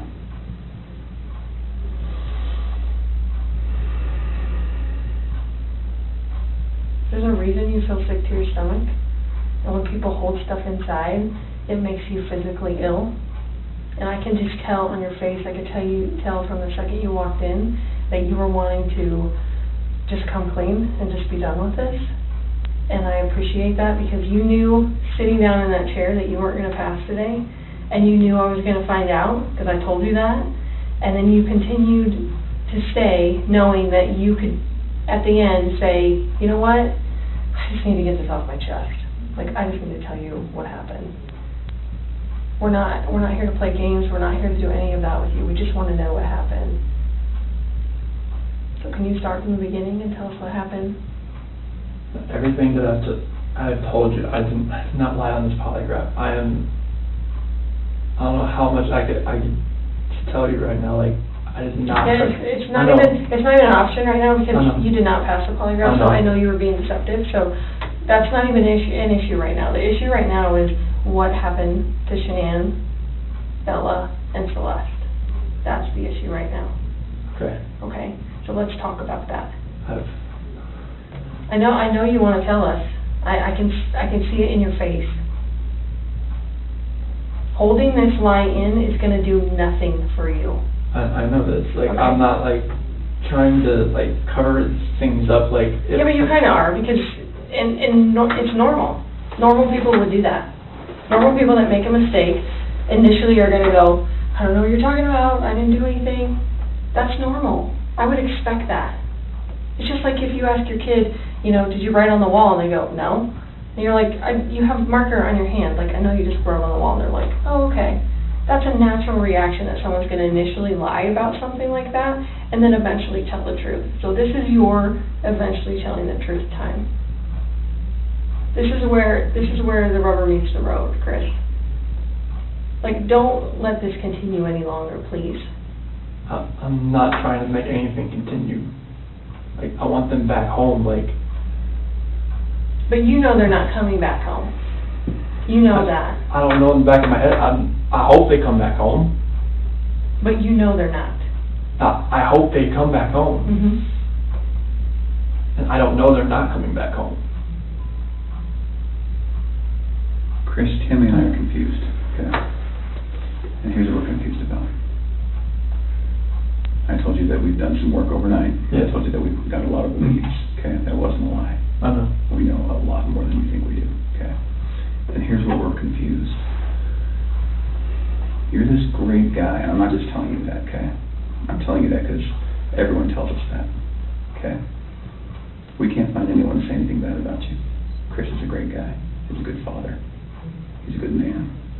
We're confused as to why you're not taking care of your beautiful children. I'm not taking care of them right now? Right now. Where are they? I don't know where they're at.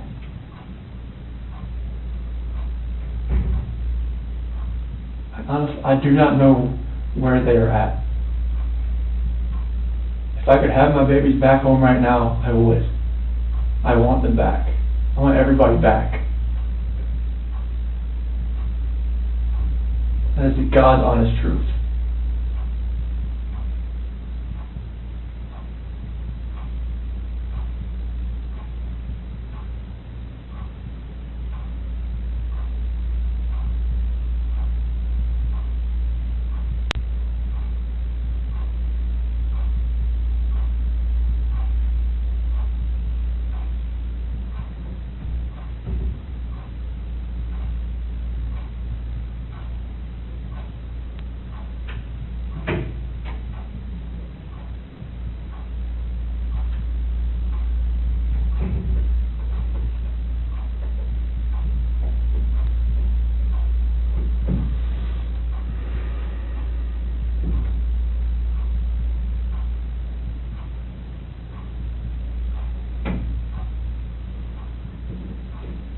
So let's keep talking about your family, okay?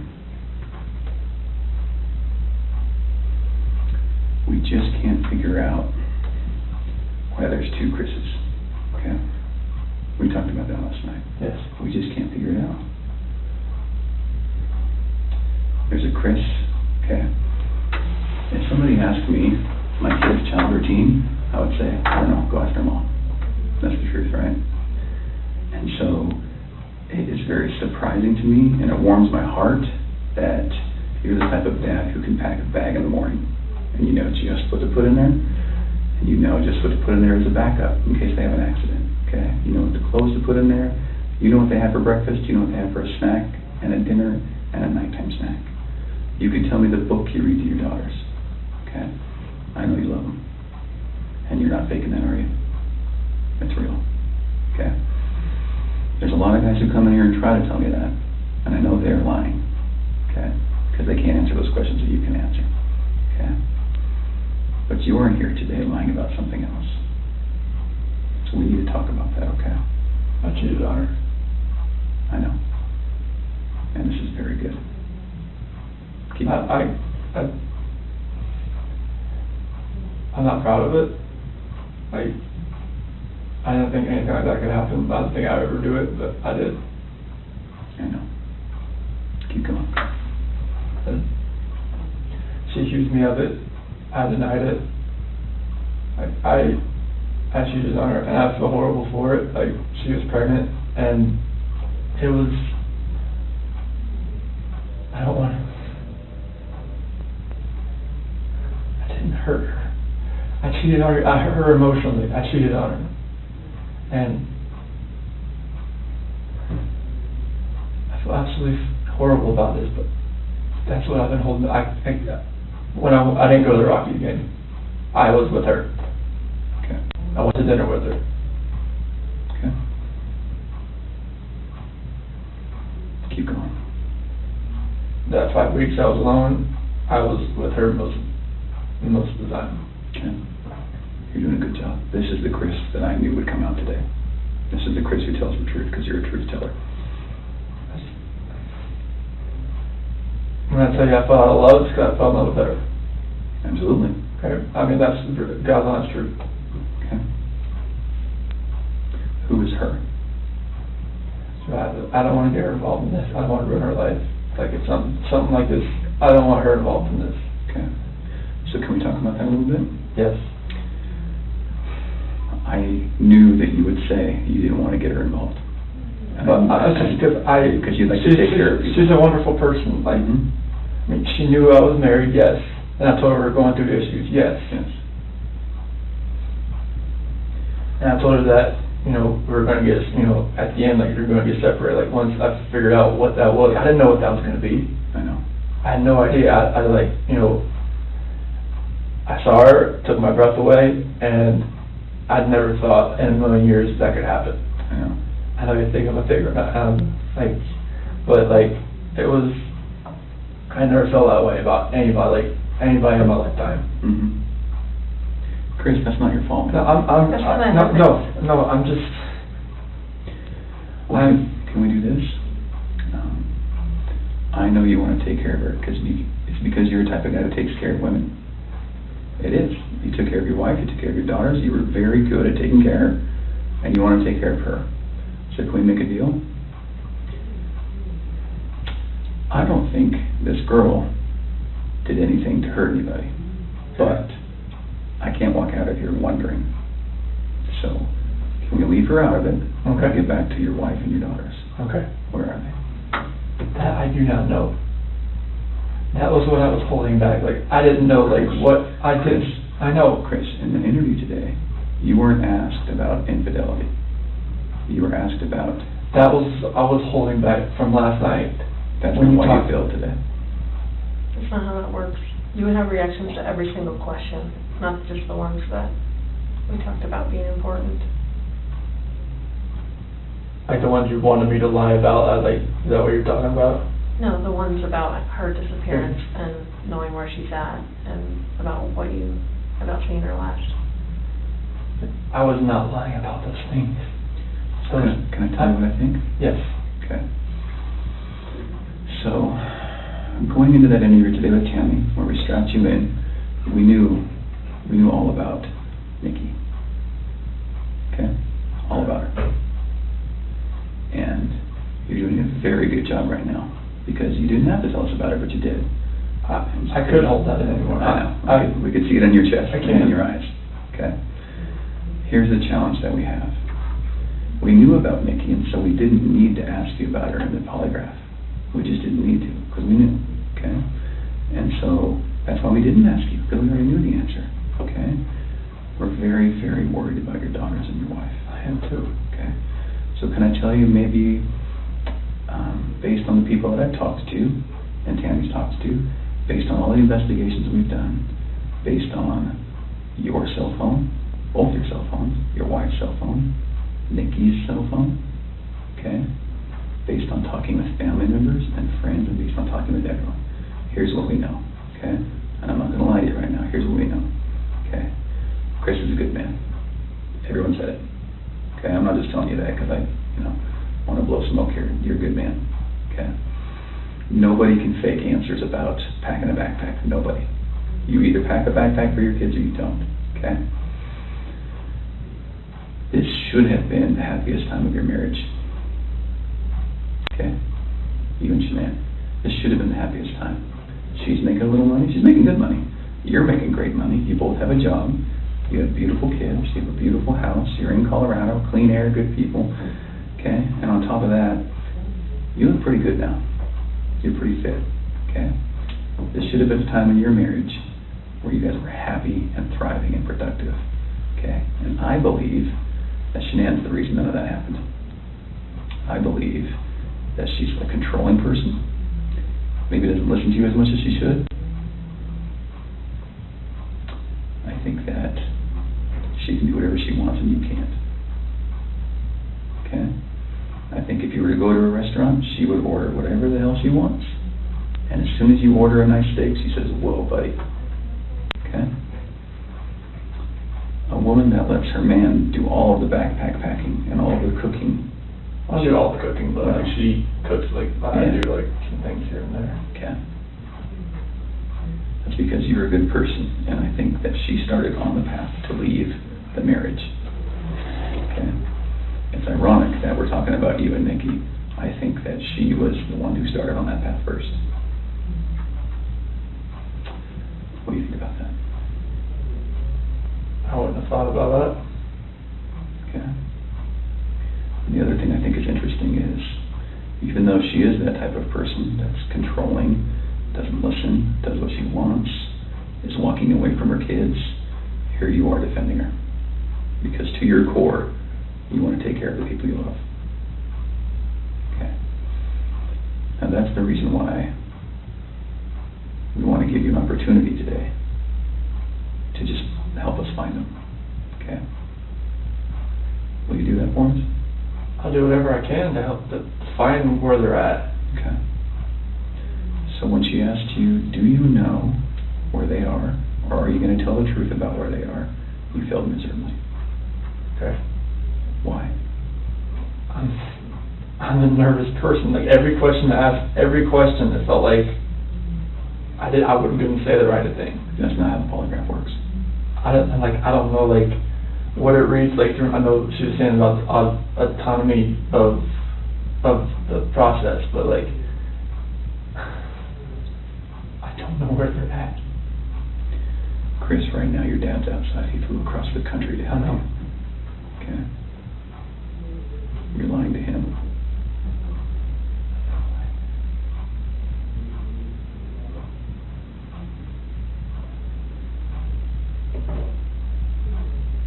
You're lied to everyone you talk to. And they all bought it. Will you please help us find your babies? I want to find them. I've told you over and over, I want to find everyone. Can we go back to that night? Yeah. You know that we have texts, and we know that there's an Alexa in your house, and you know that those are trained to record distress. Okay.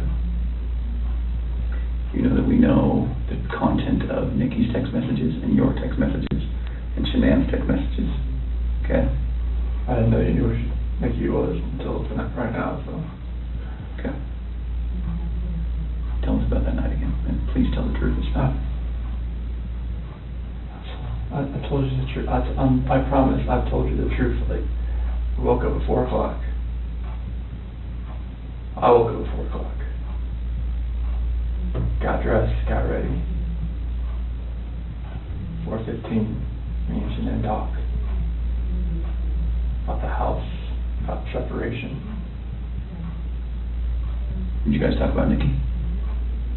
She accused me of like, all right, well, you know, is there somebody else? Sure. I didn't say it. You denied it? Yeah. Okay.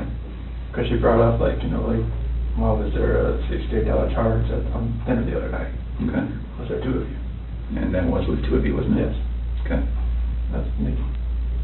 Okay, so it sounds like at that time there was maybe you weren't quite ready to just say, man, this is everything. I couldn't say it. Okay. We were already trying hard enough. I couldn't say that. Okay. What did you say? I just told her like, this separation has to go. I want separation. Okay. Was it her idea to sell the house or yours? She initiated the realtor the week before in an email. Why? Because we were talking about the marital issues. She's like, well, you can't afford to live on her own. Well, she can't afford to live on her own, and I can't afford to live on my own. So she was like, we need to just contact Van and see. And who'd you contact? Well, she contacted Ann, our realtor. Ann? Yeah. Okay. Would Ann say the same thing, that your wife initiated the contact? Yeah. Okay. She would. And then on Monday, I texted her to see if what she could do. Okay. And that's in there too. You probably already knew that. Tell me about the pregnancy. Was that your idea or hers? She said she was about 80-20. Well, when we did the pros and cons of it, like after she got pregnant, she told everybody that it was mainly my idea. Is that true? Yeah, I mean, I wanted a boy. Did you want to get pregnant? Hmm? Okay. And then after the fact, she said it was mainly me that wanted it, and she was about, you know, she was 70-30 against it at that point. Like, she would tell her friends that. Yeah. And I was just like, what, 70-30 against it? Like, why? Okay.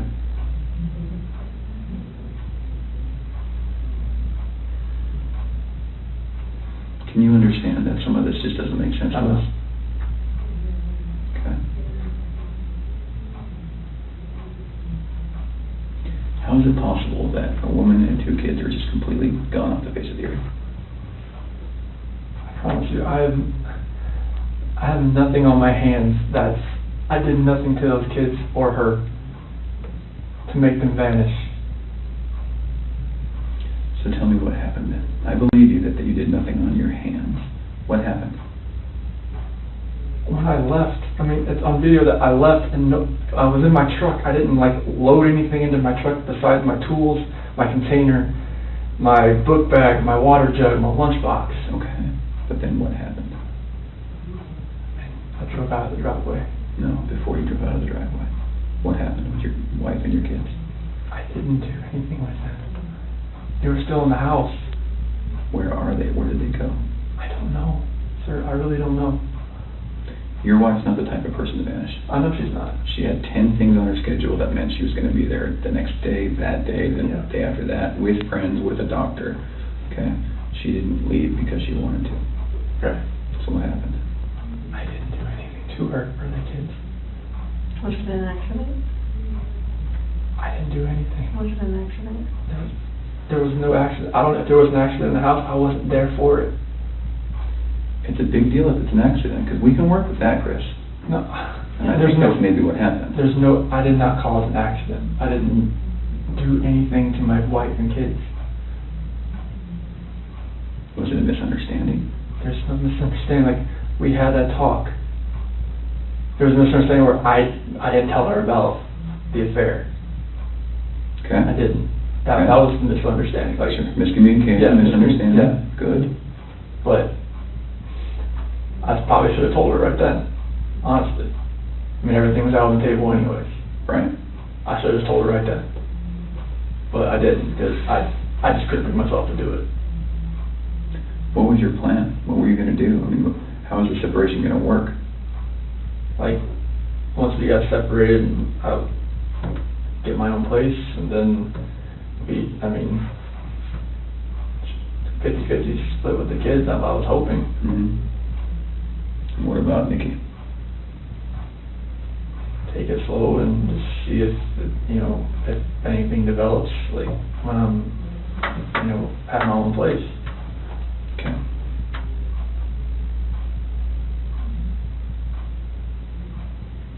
I just find it hard to hear you talk about just having this emotional, conversation with Shanann, and you're bawling and crying together, and you have not shed one tear in 2 days that you've been here. Not one. And help me understand that, because I don't get it. These are your baby girls, and you have not shed one tear over them not being around. Chris, I lose my 4-year-old in the store for 10 seconds, and I start to go panic. I have not seen any of that from you at all. Help me understand that. I love those girls. I would never do anything just because I haven't shed a tear. Like, you Yeah, no, that's weird. Is that weird? Don't look into that like I don't love my kids. Well, tell me, I love my explain wife. to me. You're crying with your wife that you're leaving her, Yeah. but you don't cry that your 2 little baby girls I'm are hoping they're missing? still around somewhere. I'm hoping they're still somewhere. Yeah, but you alive. don't have them right now. You're I not know. reading stories to them at night. I know. You're not giving them midnight snacks. You're not giving them their medicine. You're not waking up with them in the morning. I know this. So that should cause you pain. It does cause me pain. But I don't see that. I don't see that. I want to see the Chris that cares. I want to see the Chris that, feels bad about what he did and wants to, get this off his chest and be done with this. And let us find your little girls so that they're not out there in the middle of a field or whatever somewhere. Like, don't do that. I love those girls to death. Then show us that. Show us that. Show us this Chris, not this Chris. I'm not showing you that. I'm showing you the Chris that cares about his girls and his wife. Just because I haven't shed a tear, it shouldn't make you feel like that the love isn't there for them. It's weird. It doesn't make sense to me. I understand that. You have to. I totally see where you're coming from. Trust me, there's nothing. Just because Chris, people can be pushed to the point where they do something that they regret. It happens every single day. I know. But part of what makes you a man is the guy that goes, I really fucked up, but this is what I did, and I'm going to pay for what I did, and I'm going to tell you what I did, and I'm going to be honest about it. Chris, we can keep talking to you once we find these girls, okay? So once we find these girls and your wife, right, no matter how we find them, no matter what condition they're in, we can keep talking to you, and you can tell us, guys, it's not as bad as it looks. And you can say, let me tell you what happened. I was never comfortable with you, Graham, or with you, Tam. No, I wasn't comfortable yet, but now that everything's known, now that these girls are found and Shanann's found, however they're found, it's okay. We can keep talking to you. Okay? Chris, did Shanann do something to them? No, I don't know. I'm serious. I have no clue. No, you would have known, because they didn't leave the house. Did Shanann do something to them, and then did you feel like you had to do something to Shanann? No, they were at the house when I left. They were there. They weren't there. They didn't leave. They vanished. They were there. The only way they could have left is in your truck. There's no way, because I didn't just throw them in my truck. You know your truck has GPS, yes, right? Yes. Because you told your boss, Yeah. hey, I'm going through separation, I'm maybe staying Yeah. at a friend's house, whatever. You know that thing pings every 10 seconds? Yep. So we will know exactly I know. where you went. And your company's giving that to us. I know. Okay. Are we not asking the right questions, Chris? You're asking all the questions. What are we not asking you right? What are we doing wrong? You're not doing anything wrong.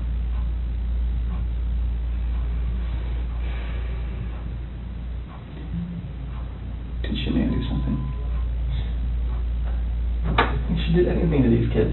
We both love them with all our hearts. There's no way. It could have been an accident. Something happened in the house that you know about. You failed the polygraph test, Chris. This is not about, did you leave and your wife vanished and you didn't know anything about it. That was not what you were asked, okay? Okay.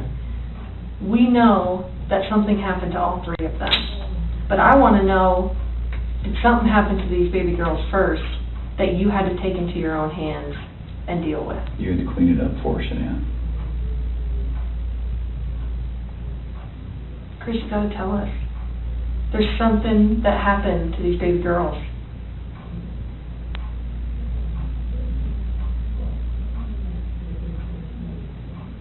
Look at them. I know. Before you came in, I was watching videos. We have no doubt you love these girls with all of your heart. I have no doubt.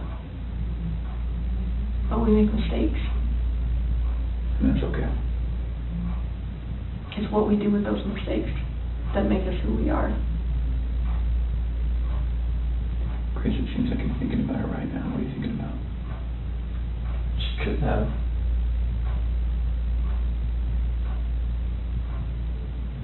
I feel like you cleaned up for her. I feel like that's the type of guy that you are.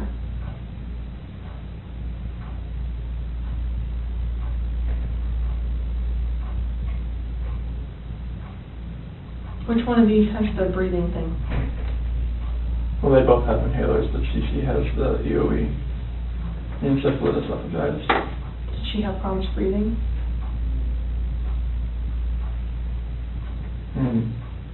Only like with her allergies and whatnot, like if she had anything next, but she's home with the endoscopies and everything and the surgeries I told you about. Do you think she had trouble breathing that night? And Shanann freaked out? And didn't want to live without her baby girl? I don't think so. Did you hear about the homicide that happened in Aurora, where the guy beat that family to death with a ball-peen hammer? The only person that survived was a 3-year-old sibling. And that sibling grew up to be a total mess. No family, no mom and dad, no brother or sister, just her by herself. She says, I wish I would have died with them. And there are times that people freak out. I've seen it. I mean, I've been in mom for almost 20 years. I've seen it. Parents freak out and they're like, oh my God, like, I can't have my baby girls live without each other. They're best friends. They're like twins. They're, they wake each other up in the morning.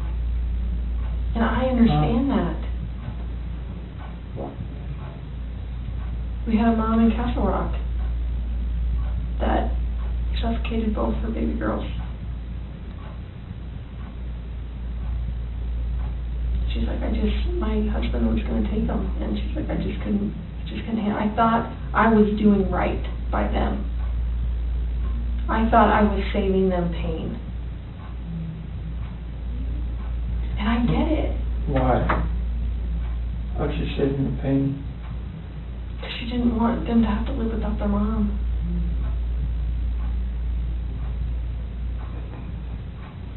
Chris, this is a weight that's going to be on you for the rest of your life until we resolve it tonight. Unless we can talk about this more tonight, this is going to follow you forever. I promise you, when you start talking to us, you will feel better. I know you already feel better about getting the Nikki off your chest. Please don't like involve her in the news or anything like that. She can't do that. You gotta help me. I know. Chris, we're giving you a lifeline right now. You need to take it. You need to reach out and take it. Did they look like this the last night you were with them? She had that dress on, like, on the 8th or 9th.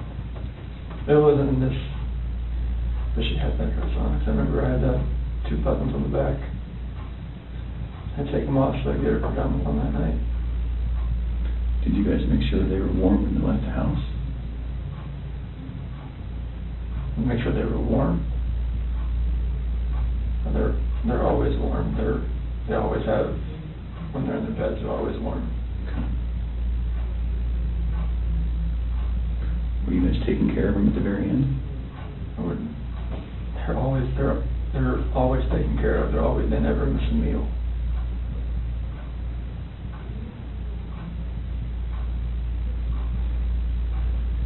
took them out of the house with their blankets and their animals. Like, that's because you cared. That's what a caring dad does. I mean, I'm always caring for these kids. There's nothing in this for my life.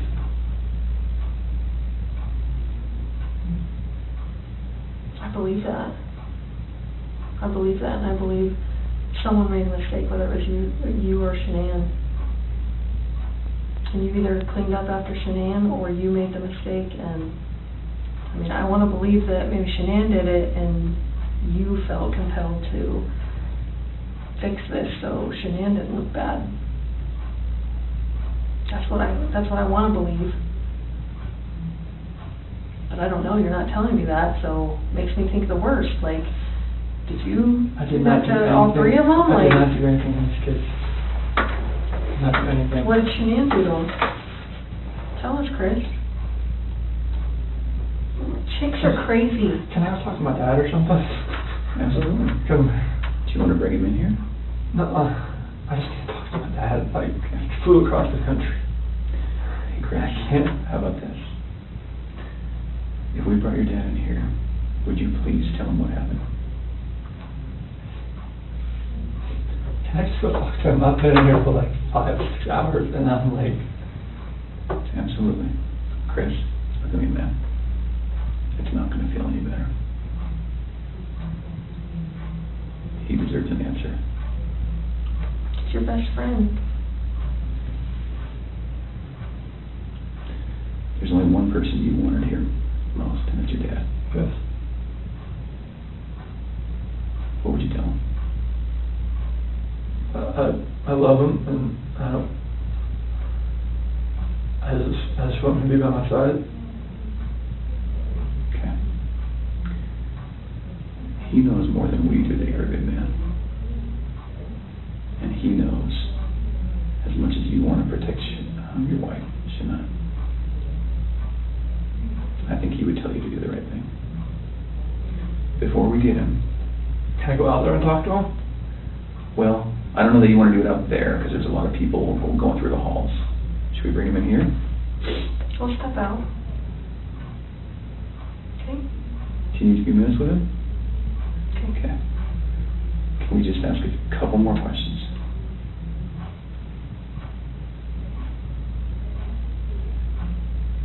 It seems like you're about to get it off your chest.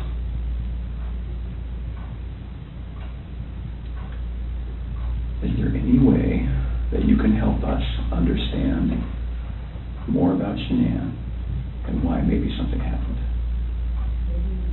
so that we don't get a bad picture about her?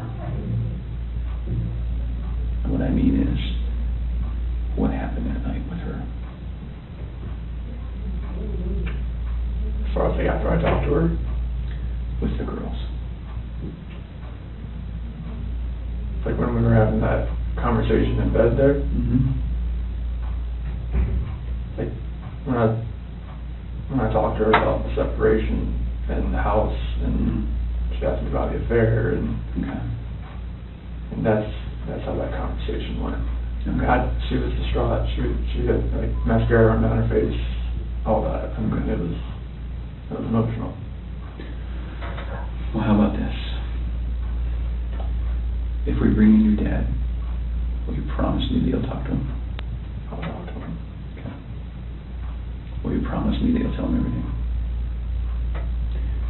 Would it be easier if you told him and he told us?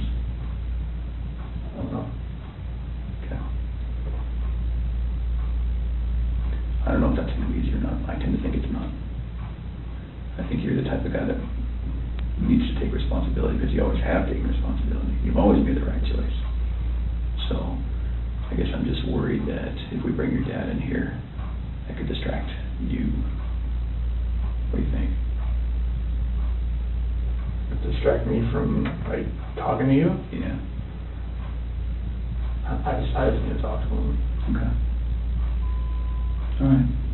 I know you'll do the right thing. I do. I don't know how long it's going to take. I think that you need to think a little bit more about them. Okay? And you need to realize that your dad is not going to stop loving you no matter what you tell him. You are his child, and he will not stop loving you. Never. Ever. And this is not the last chapter in anyone's story. At all. Okay?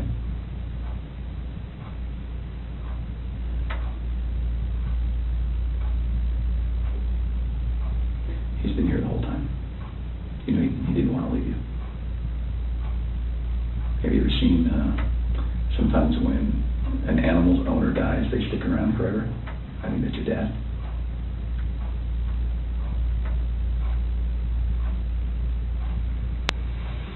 Poor guy didn't want to leave today, okay? So, keep that in mind. He wants to hear it all.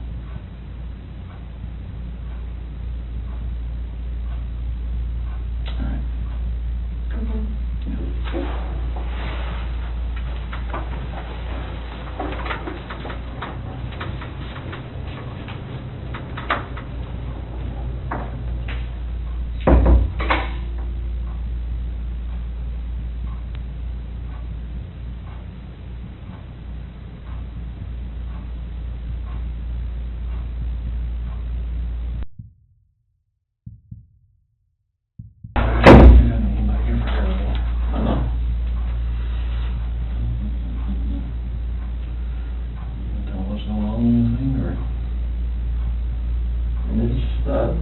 Polygraph failed it. There, because there's too much emotions. So I mean, they're not gonna let me go.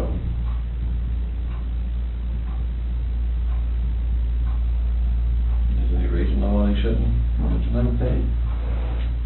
They know I had an affair. And they know. I can't complain about that.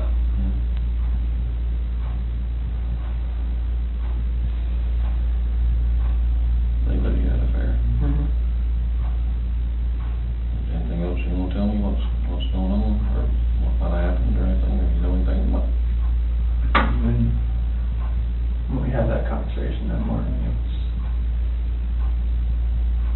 it was emotional. It was told her about separation and everything like that.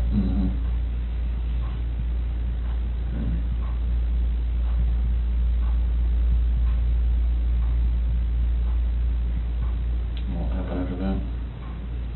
I went downstairs and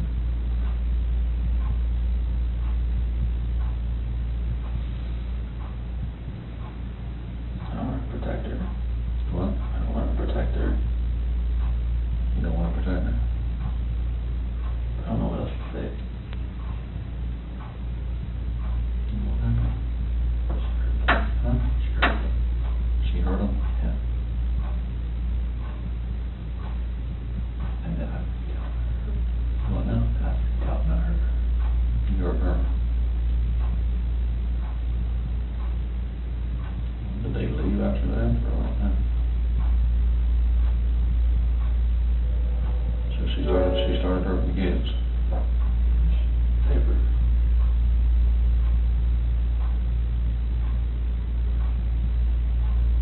Talk to you guys, what happened?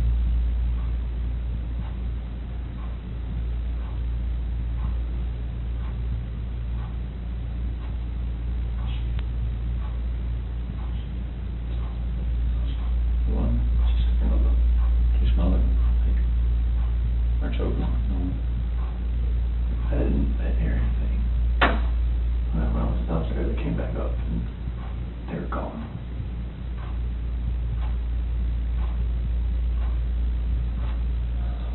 I don't know, like me talking to her about that. Talking to her about separation and everything, about And she lost it. I don't know, like, what else to say, like, I freaked out. I had it. Those are my kids.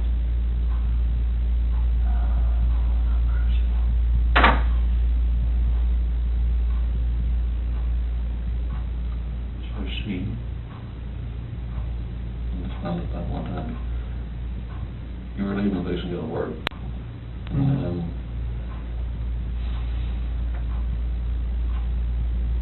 she freaked out over the separation and everything? Like, she laid back down, but that's when I went downstairs, but I heard like a little commotion upstairs, but I didn't think anything of it. Mm-hmm. And then you went back upstairs and she was... Never, I can see, like, she was on top of me. What, choking her or... Did she kill her? They're blue. Both of them? Yeah. She choked both of them to death. I freaked out at the same thing.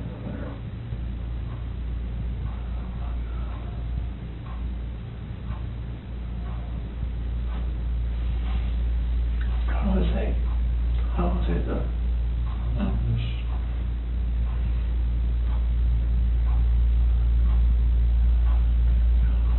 I couldn't like call cops about it. So when did you haul the bodies off or something? I mean, I didn't know what else to do. I freaked out. I didn't know nothing else to do. I didn't know what to do. So she killed Lucy, Steve, and Bella. Choked them to death.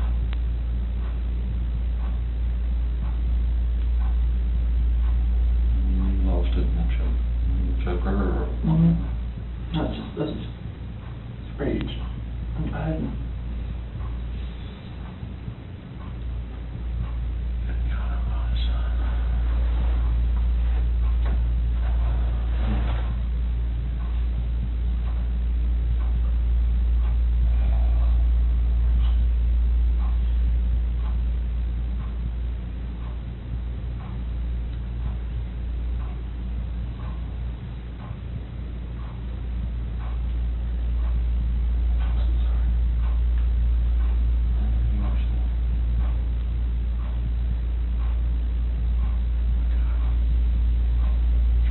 Like, in her heart, I know she knew about the affair. She just was waiting for me to say something and for me to deny it again. I think she was lost it.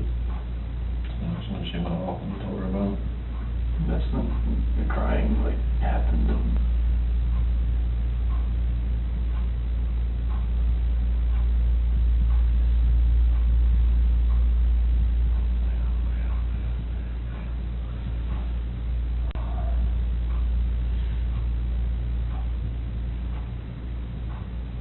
that's what happened.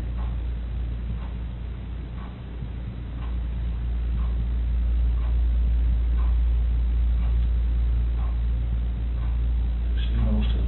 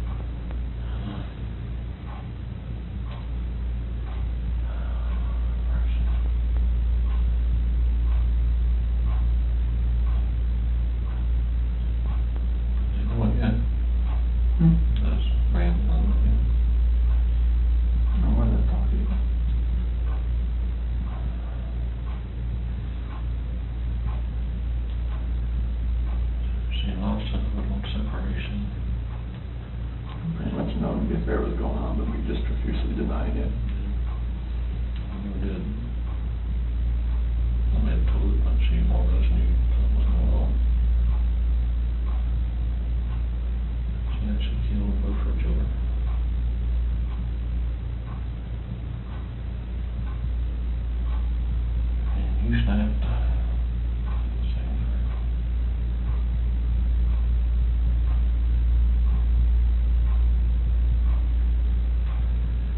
well, I need to find a lawyer. See what we can do. Make the range.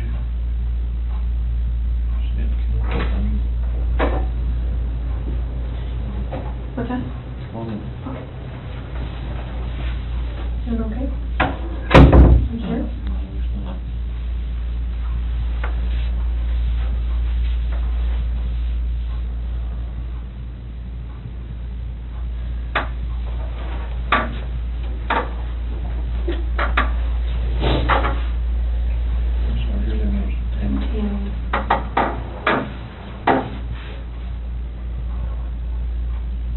Chris, help us work through this with you, okay?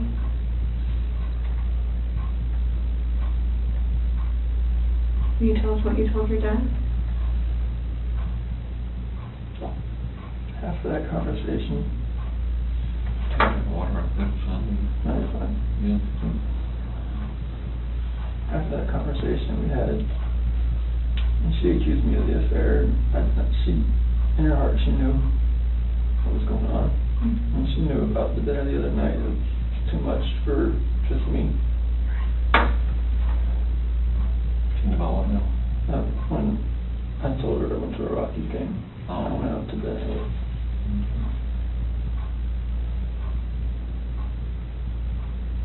I went downstairs. And that's when you told her about the separation? Well, that was when I was upstairs in bed. Oh. Told her, you know, what I wanted and to come on the separation. And that's what I want.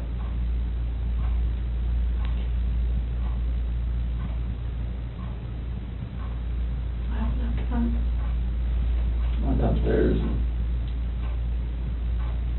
started packing up a few things. I heard a couple things upstairs, but I didn't think anything of it. I continued to just, my own thing and get ready to get everything packed up.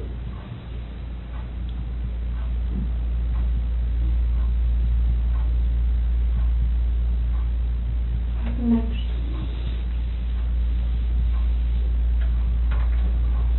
I went upstairs and I was going to talk to her again. And I saw on the monitor, Bella's covers were like pulled off and she was just laying there. She was just hot.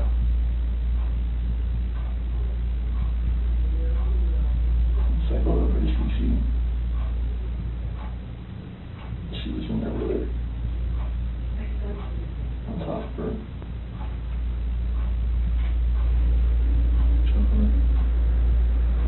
Freaked out. I ran in there and got on top of her.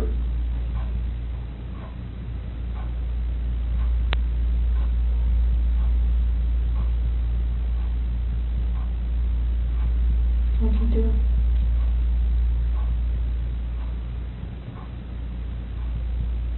Blue.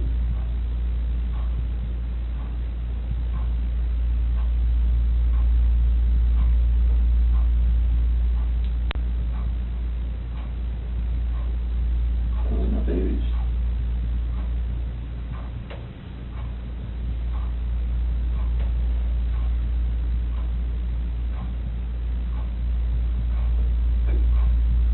Those are my kids.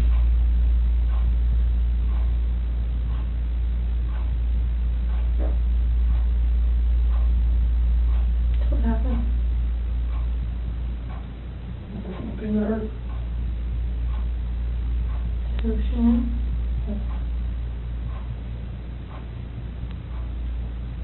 Where were you at?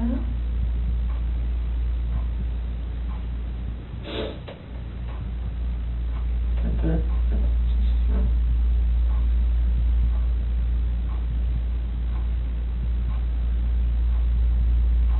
I put her back in our bed. Sure. And you were bed? What happened next? I don't know what to do.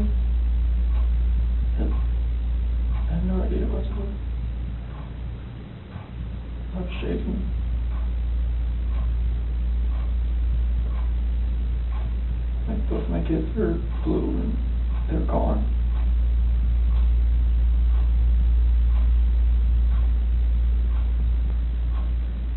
And I'm just like blind, just, I'm not that person, like, I'm just like, she hurt my kids.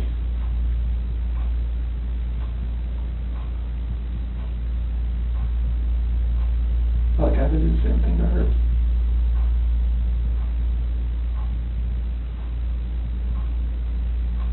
What happened after she was in your bed?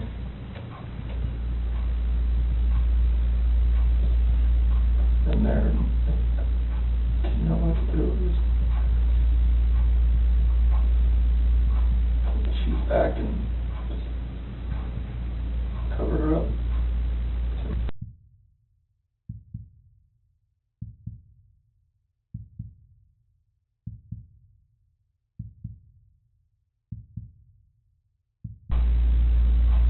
Didn't know what to do.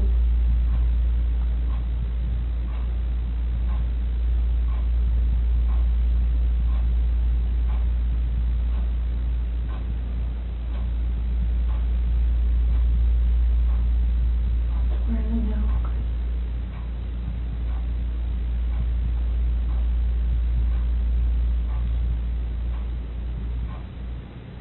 To find your babies.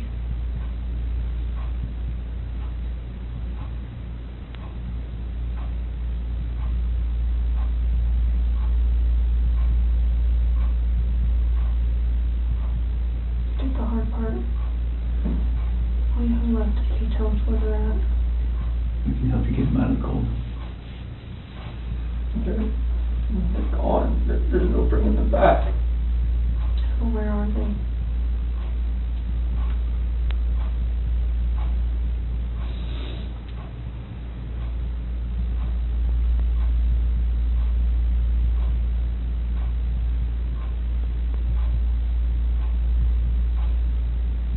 At that first location I went to that day. Where at? That's 3319. Where at? That location. Right there off the site. Right there. How did you pick that site? First site I was supposed to take them there. So where would we find them there?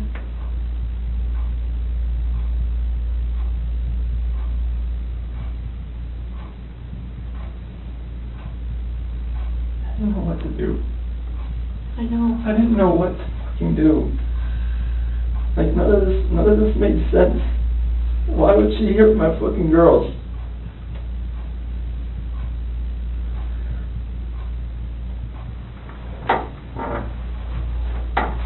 So Chris, are they in something? Are they under the ground? Like, where would you find them? You take us out there? There's no way I want to go out there. I mean, I will if you want me to. I don't want to go. What if you and me and your dad just drove by and you could just say, right there, we could help you just get him out of the cold, you know, take care of him for the last time.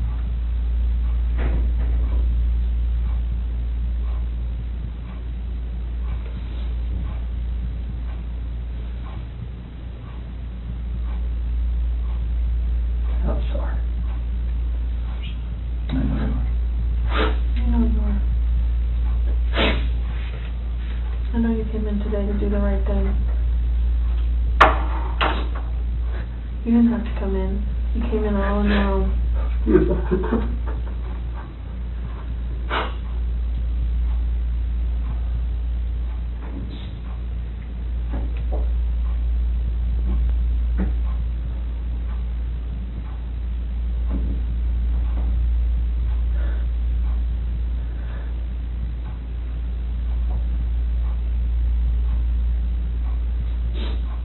don't think anything less of me.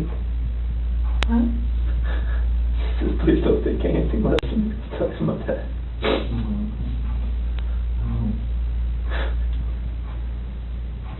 Are they all three out there, Chris? Yes. Okay.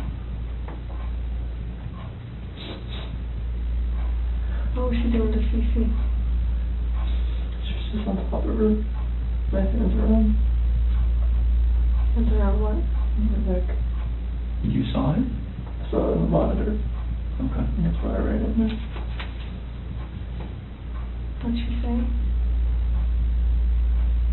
They were off and saw Cece was just already blue.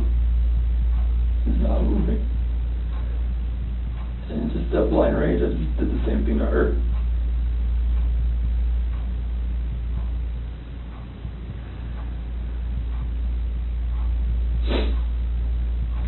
Did you ever go into Bella's room? Just put Shanann back in. That's no. When I saw her on the monitor, the way she was laying, the bed just sprawled out.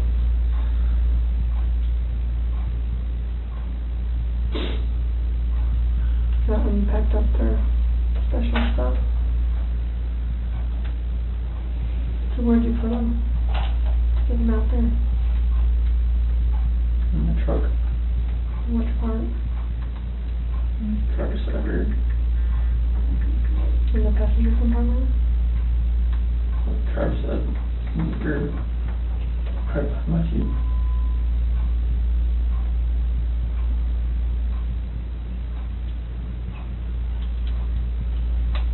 What do you think of on the way out there? There's... And the babies are gone. And I put my hands around my wife's neck and did that same thing.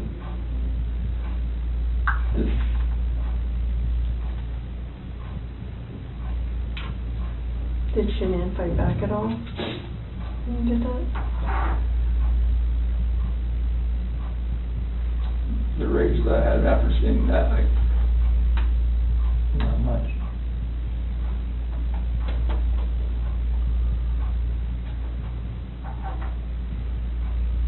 How do you know Shanann was dead? Smooth.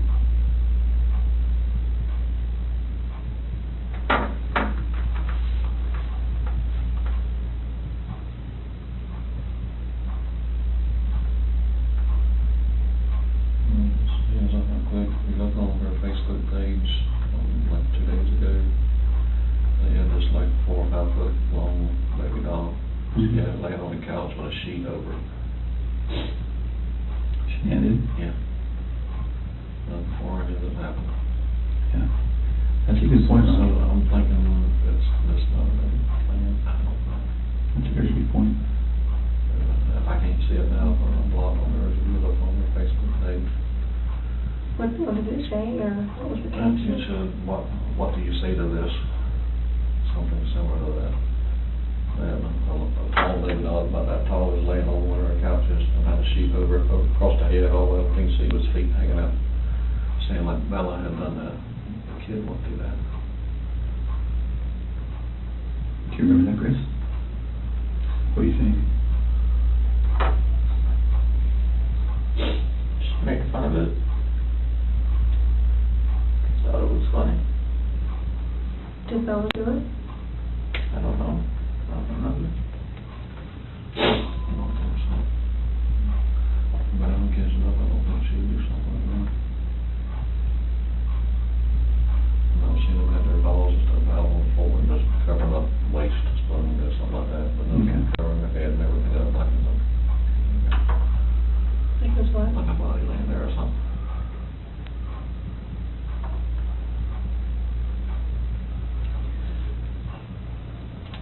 It sounds like kind of... I'm sorry, I lied to you. Commend you. I mean, you knew what was going to happen. You stayed for a reason. Chris, you're a good man. I'm not a good man. Well, you stayed. You wanted to talk. You knew it was going to be hard, and you still stayed. That's what a good man does. Stayed there for 6 hours and 11 minutes before. I just stared you in the face. We're glad you did. I can see when the rage would come out and see what the kids did. You don't know. And told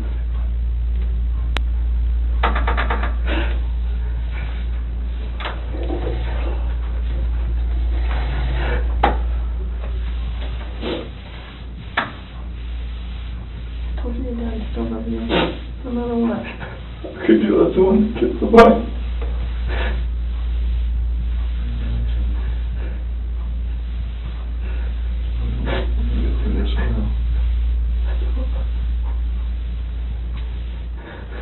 Hey, Chris. Nothing will ever be the same again.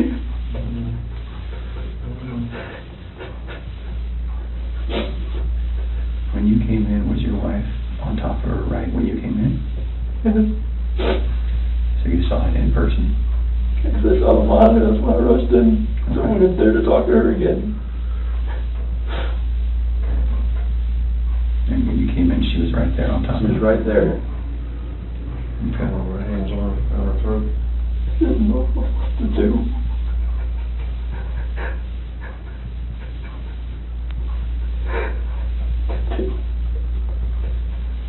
Were you trying to save Cece? Already blew in the face. She wasn't moving. Her head sprang over my left like that.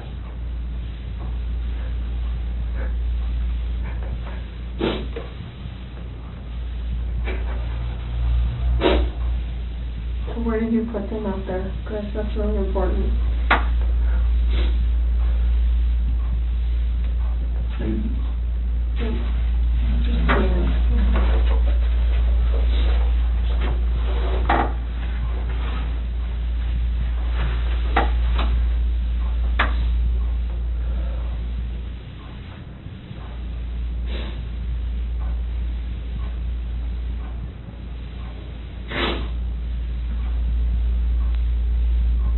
Just down in something, or they under something, in something. I didn't know what else to do. I know, so tell me what you did. I know. I didn't know what else to do. I was so scared. I know. It's like, my wife just did this, and I just did that. What do I do? Right. Or anything that I would do from them was just going to be just insensitive and just a horrible thing. You were in a tough spot. I mean, what can you do, right? Sometimes your body just kind of takes over and...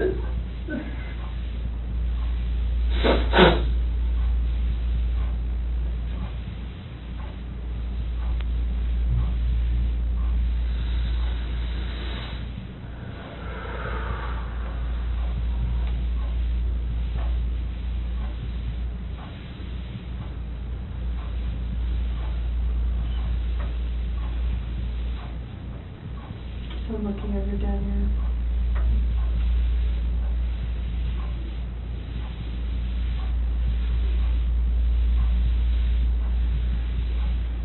Can you show us?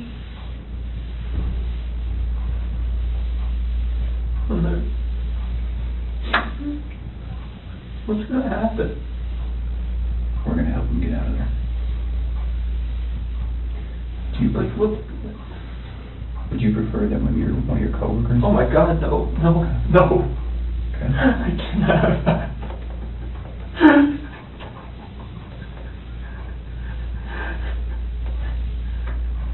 We're afraid something's You coming. said that you're about to become a good man. They're going to see this. You're like, what the fuck did you do, Chris? Like, what? Like, why didn't you just call the cops to begin with? Well, they weren't in your shoes. They don't know. I don't. They weren't living your life. I know, but still, it's like... People are going to... I can never,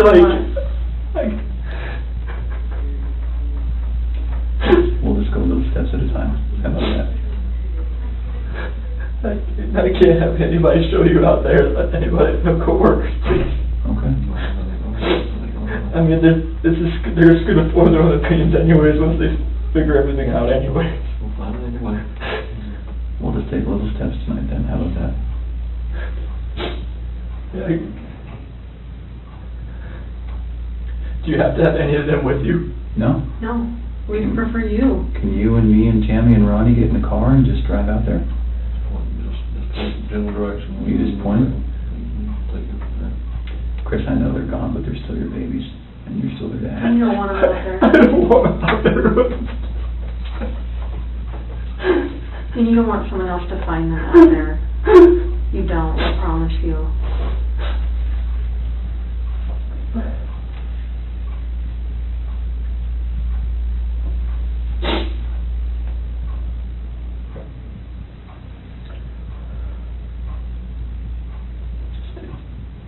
Take us.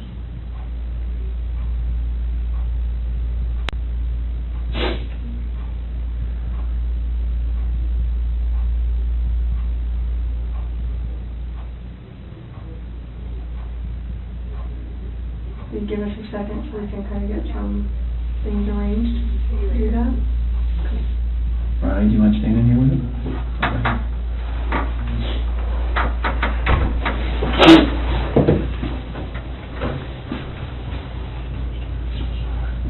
What the fuck is this?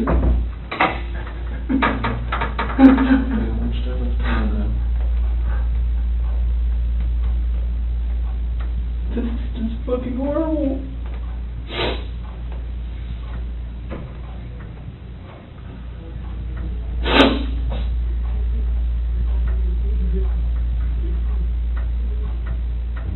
The problem is I don't even know if they believe me or not.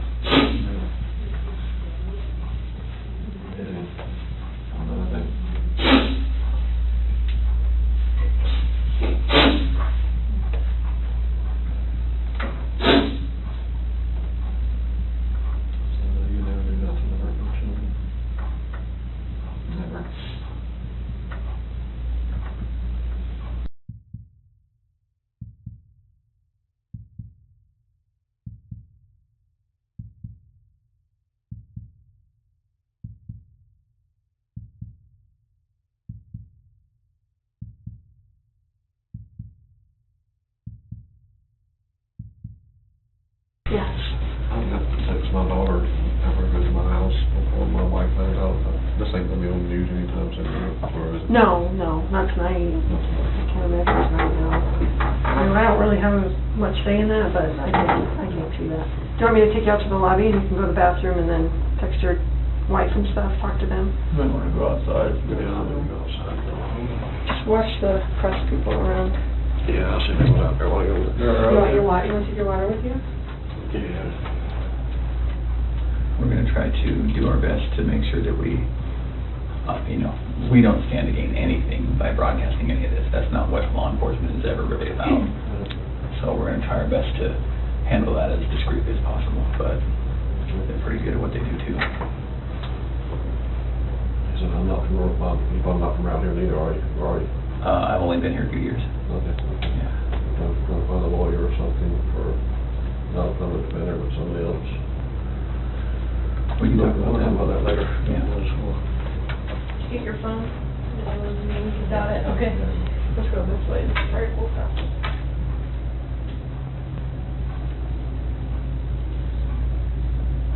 So if you're up for it, we'll talk a little bit more. I think we have a picture of, is it Survey 319? I think we have a picture. Kind of walk you through that. I'm sure you have a ton of questions for us about, how your night, month, and weekend's going to look. So Tammy, I was just telling him, I wanted to show him that picture. Yeah. And then we're going to talk a little bit about how the rest of the night's going to go. That looks familiar to you? What is that? It's the PRC Survey 319. Okay.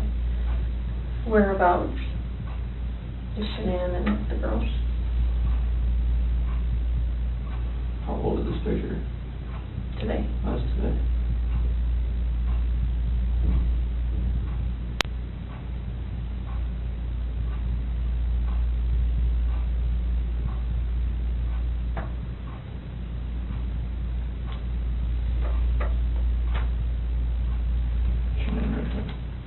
Okay, can you mark it for me?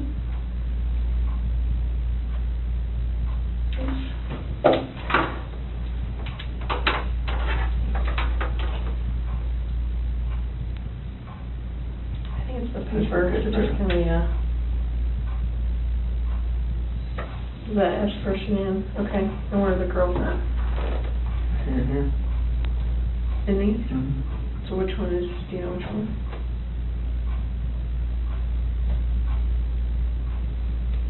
Are they in the tanks? Can somebody who doesn't know what they're doing open those? Okay, it's easy to open them. What's in the tanks? It's a mixture of oil and water.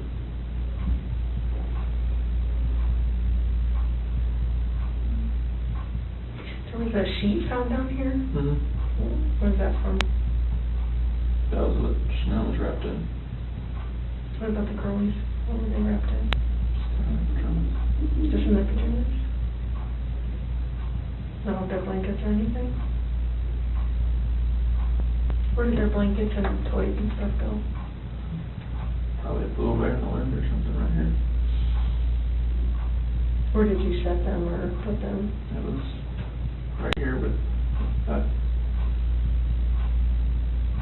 So, how did you dig this out? I'm assuming that's under dirt.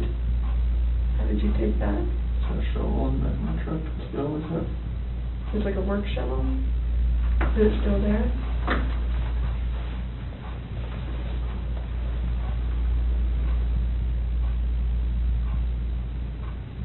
How was Shanann dressed? Shirt and underwear. Is that what she got into bed with? Do you remember what color her shirt was or her underwear? I think her shirt was either black or gray. Underwear was probably blue.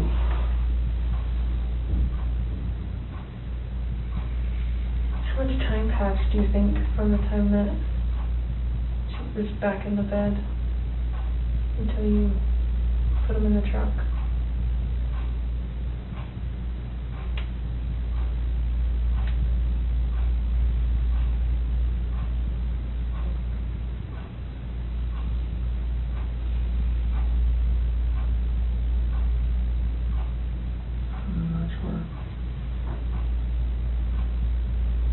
Are we talking minutes, hours, something else? From when I left the house. No, like from when you got her into bed to when you put them in the truck. How long a time was that?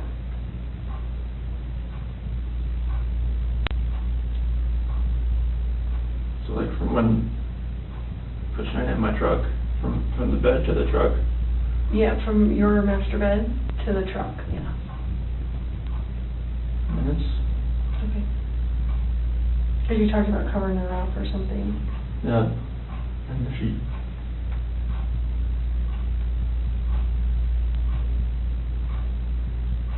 Is there anything else about anything out here that has stuff that you've left in certain spots, or you sure their blankets and toys aren't going to be in there as well? Not because it was right here with that sheet.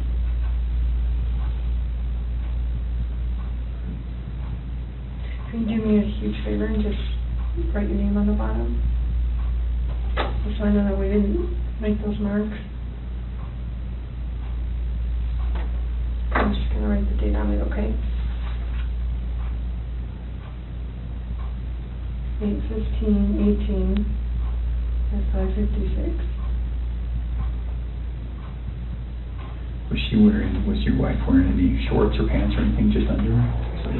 Okay. Do you remember what they looked like? Blue. Okay. And the girls, do you remember what their pajamas were? They're both nightgowns. Okay. Celeste, I think, was that pink one with the like curves on it. Okay.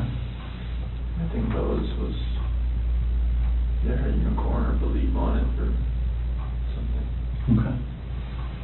So it sounds like, it feels like to me, now we know pretty well how to go get them. Is there anything else we need to know?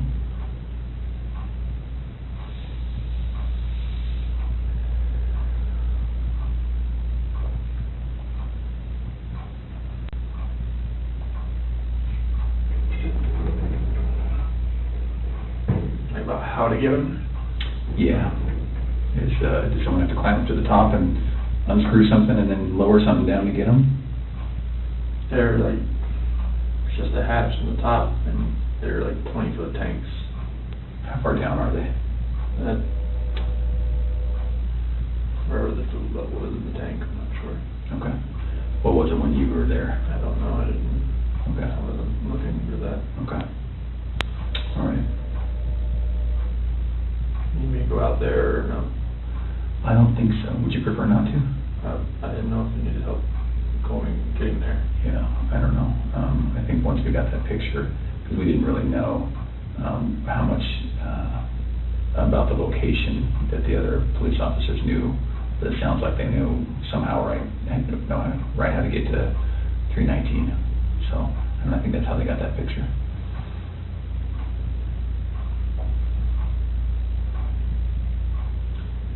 Does your nanny cam? Do you have a nanny cam, right? It's a monitor. Baby monitor. Is it a video one? It's like it cycles back and forth. Between what? Bella and Cece's room. Oh, okay. Okay. Is there any chance it records? No? Okay. I'm just wondering, what do you think ultimately made Shanann snap? Just knowing that I had an affair, and she knew, she just needed me to admit it, and I wouldn't admit it. Yeah. Okay. So we just started talking about, I asked him if there's any chance that the nanny cam could have recorded Shanann doing what she did. And then we were just getting into, what Chris thinks about why she snapped. Mm-hmm. He's just saying, distressed from knowing about the other girl. Knowing, but she didn't really know, right? I mean, In her heart, she knew. She just wanted me to admit it.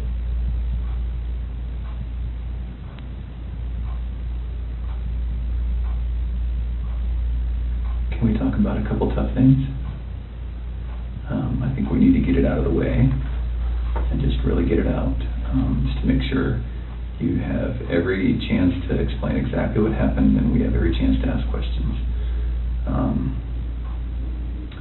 So the conversation happened. You go downstairs. She's still upstairs. And then you see what? I hear just commotion upstairs, just like little noises like that. Okay. Didn't think anything of it.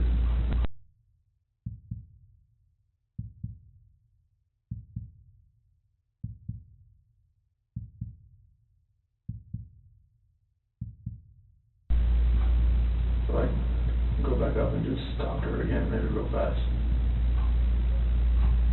And go into their room, her master bedroom.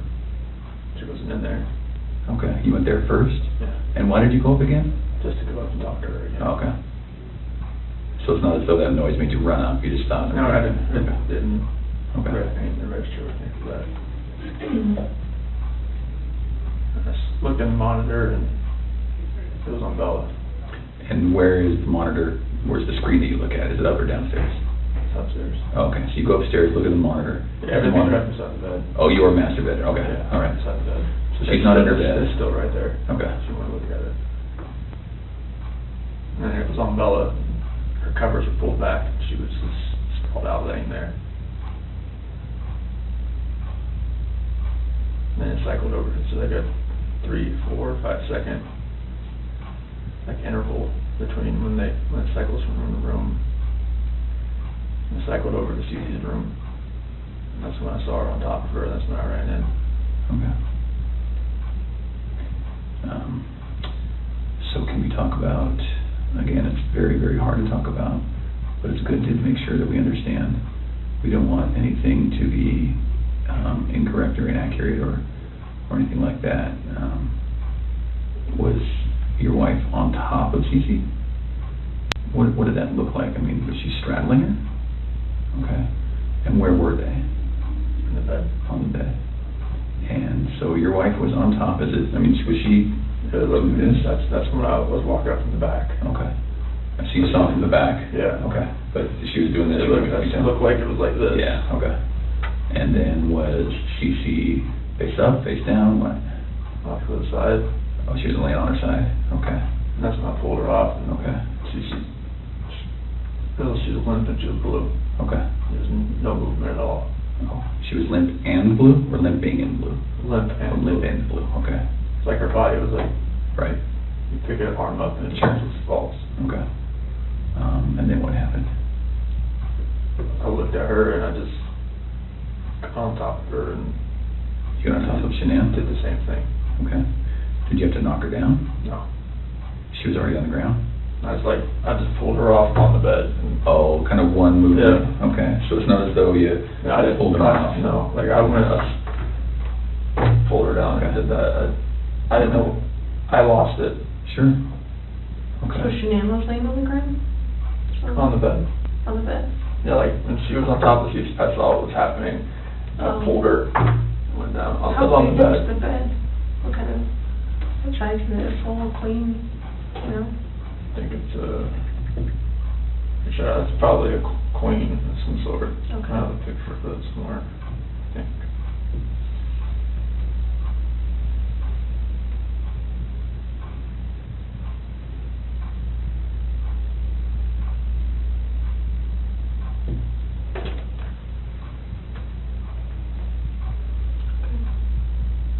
So where was Celeste?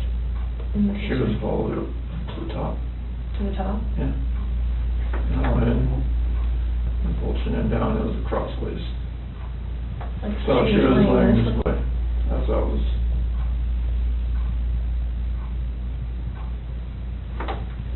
Okay. And that's key room. Mm-hmm. So then, is this picture as you're standing in the doorway to go in? What is that where, okay? And then, so were they closer to this side or this side? She usually sits in the middle. Okay. And then, so your wife was right on top of her, you could just see that. And then, did you pull her this way or that way, or? So I looked where her head was on this side.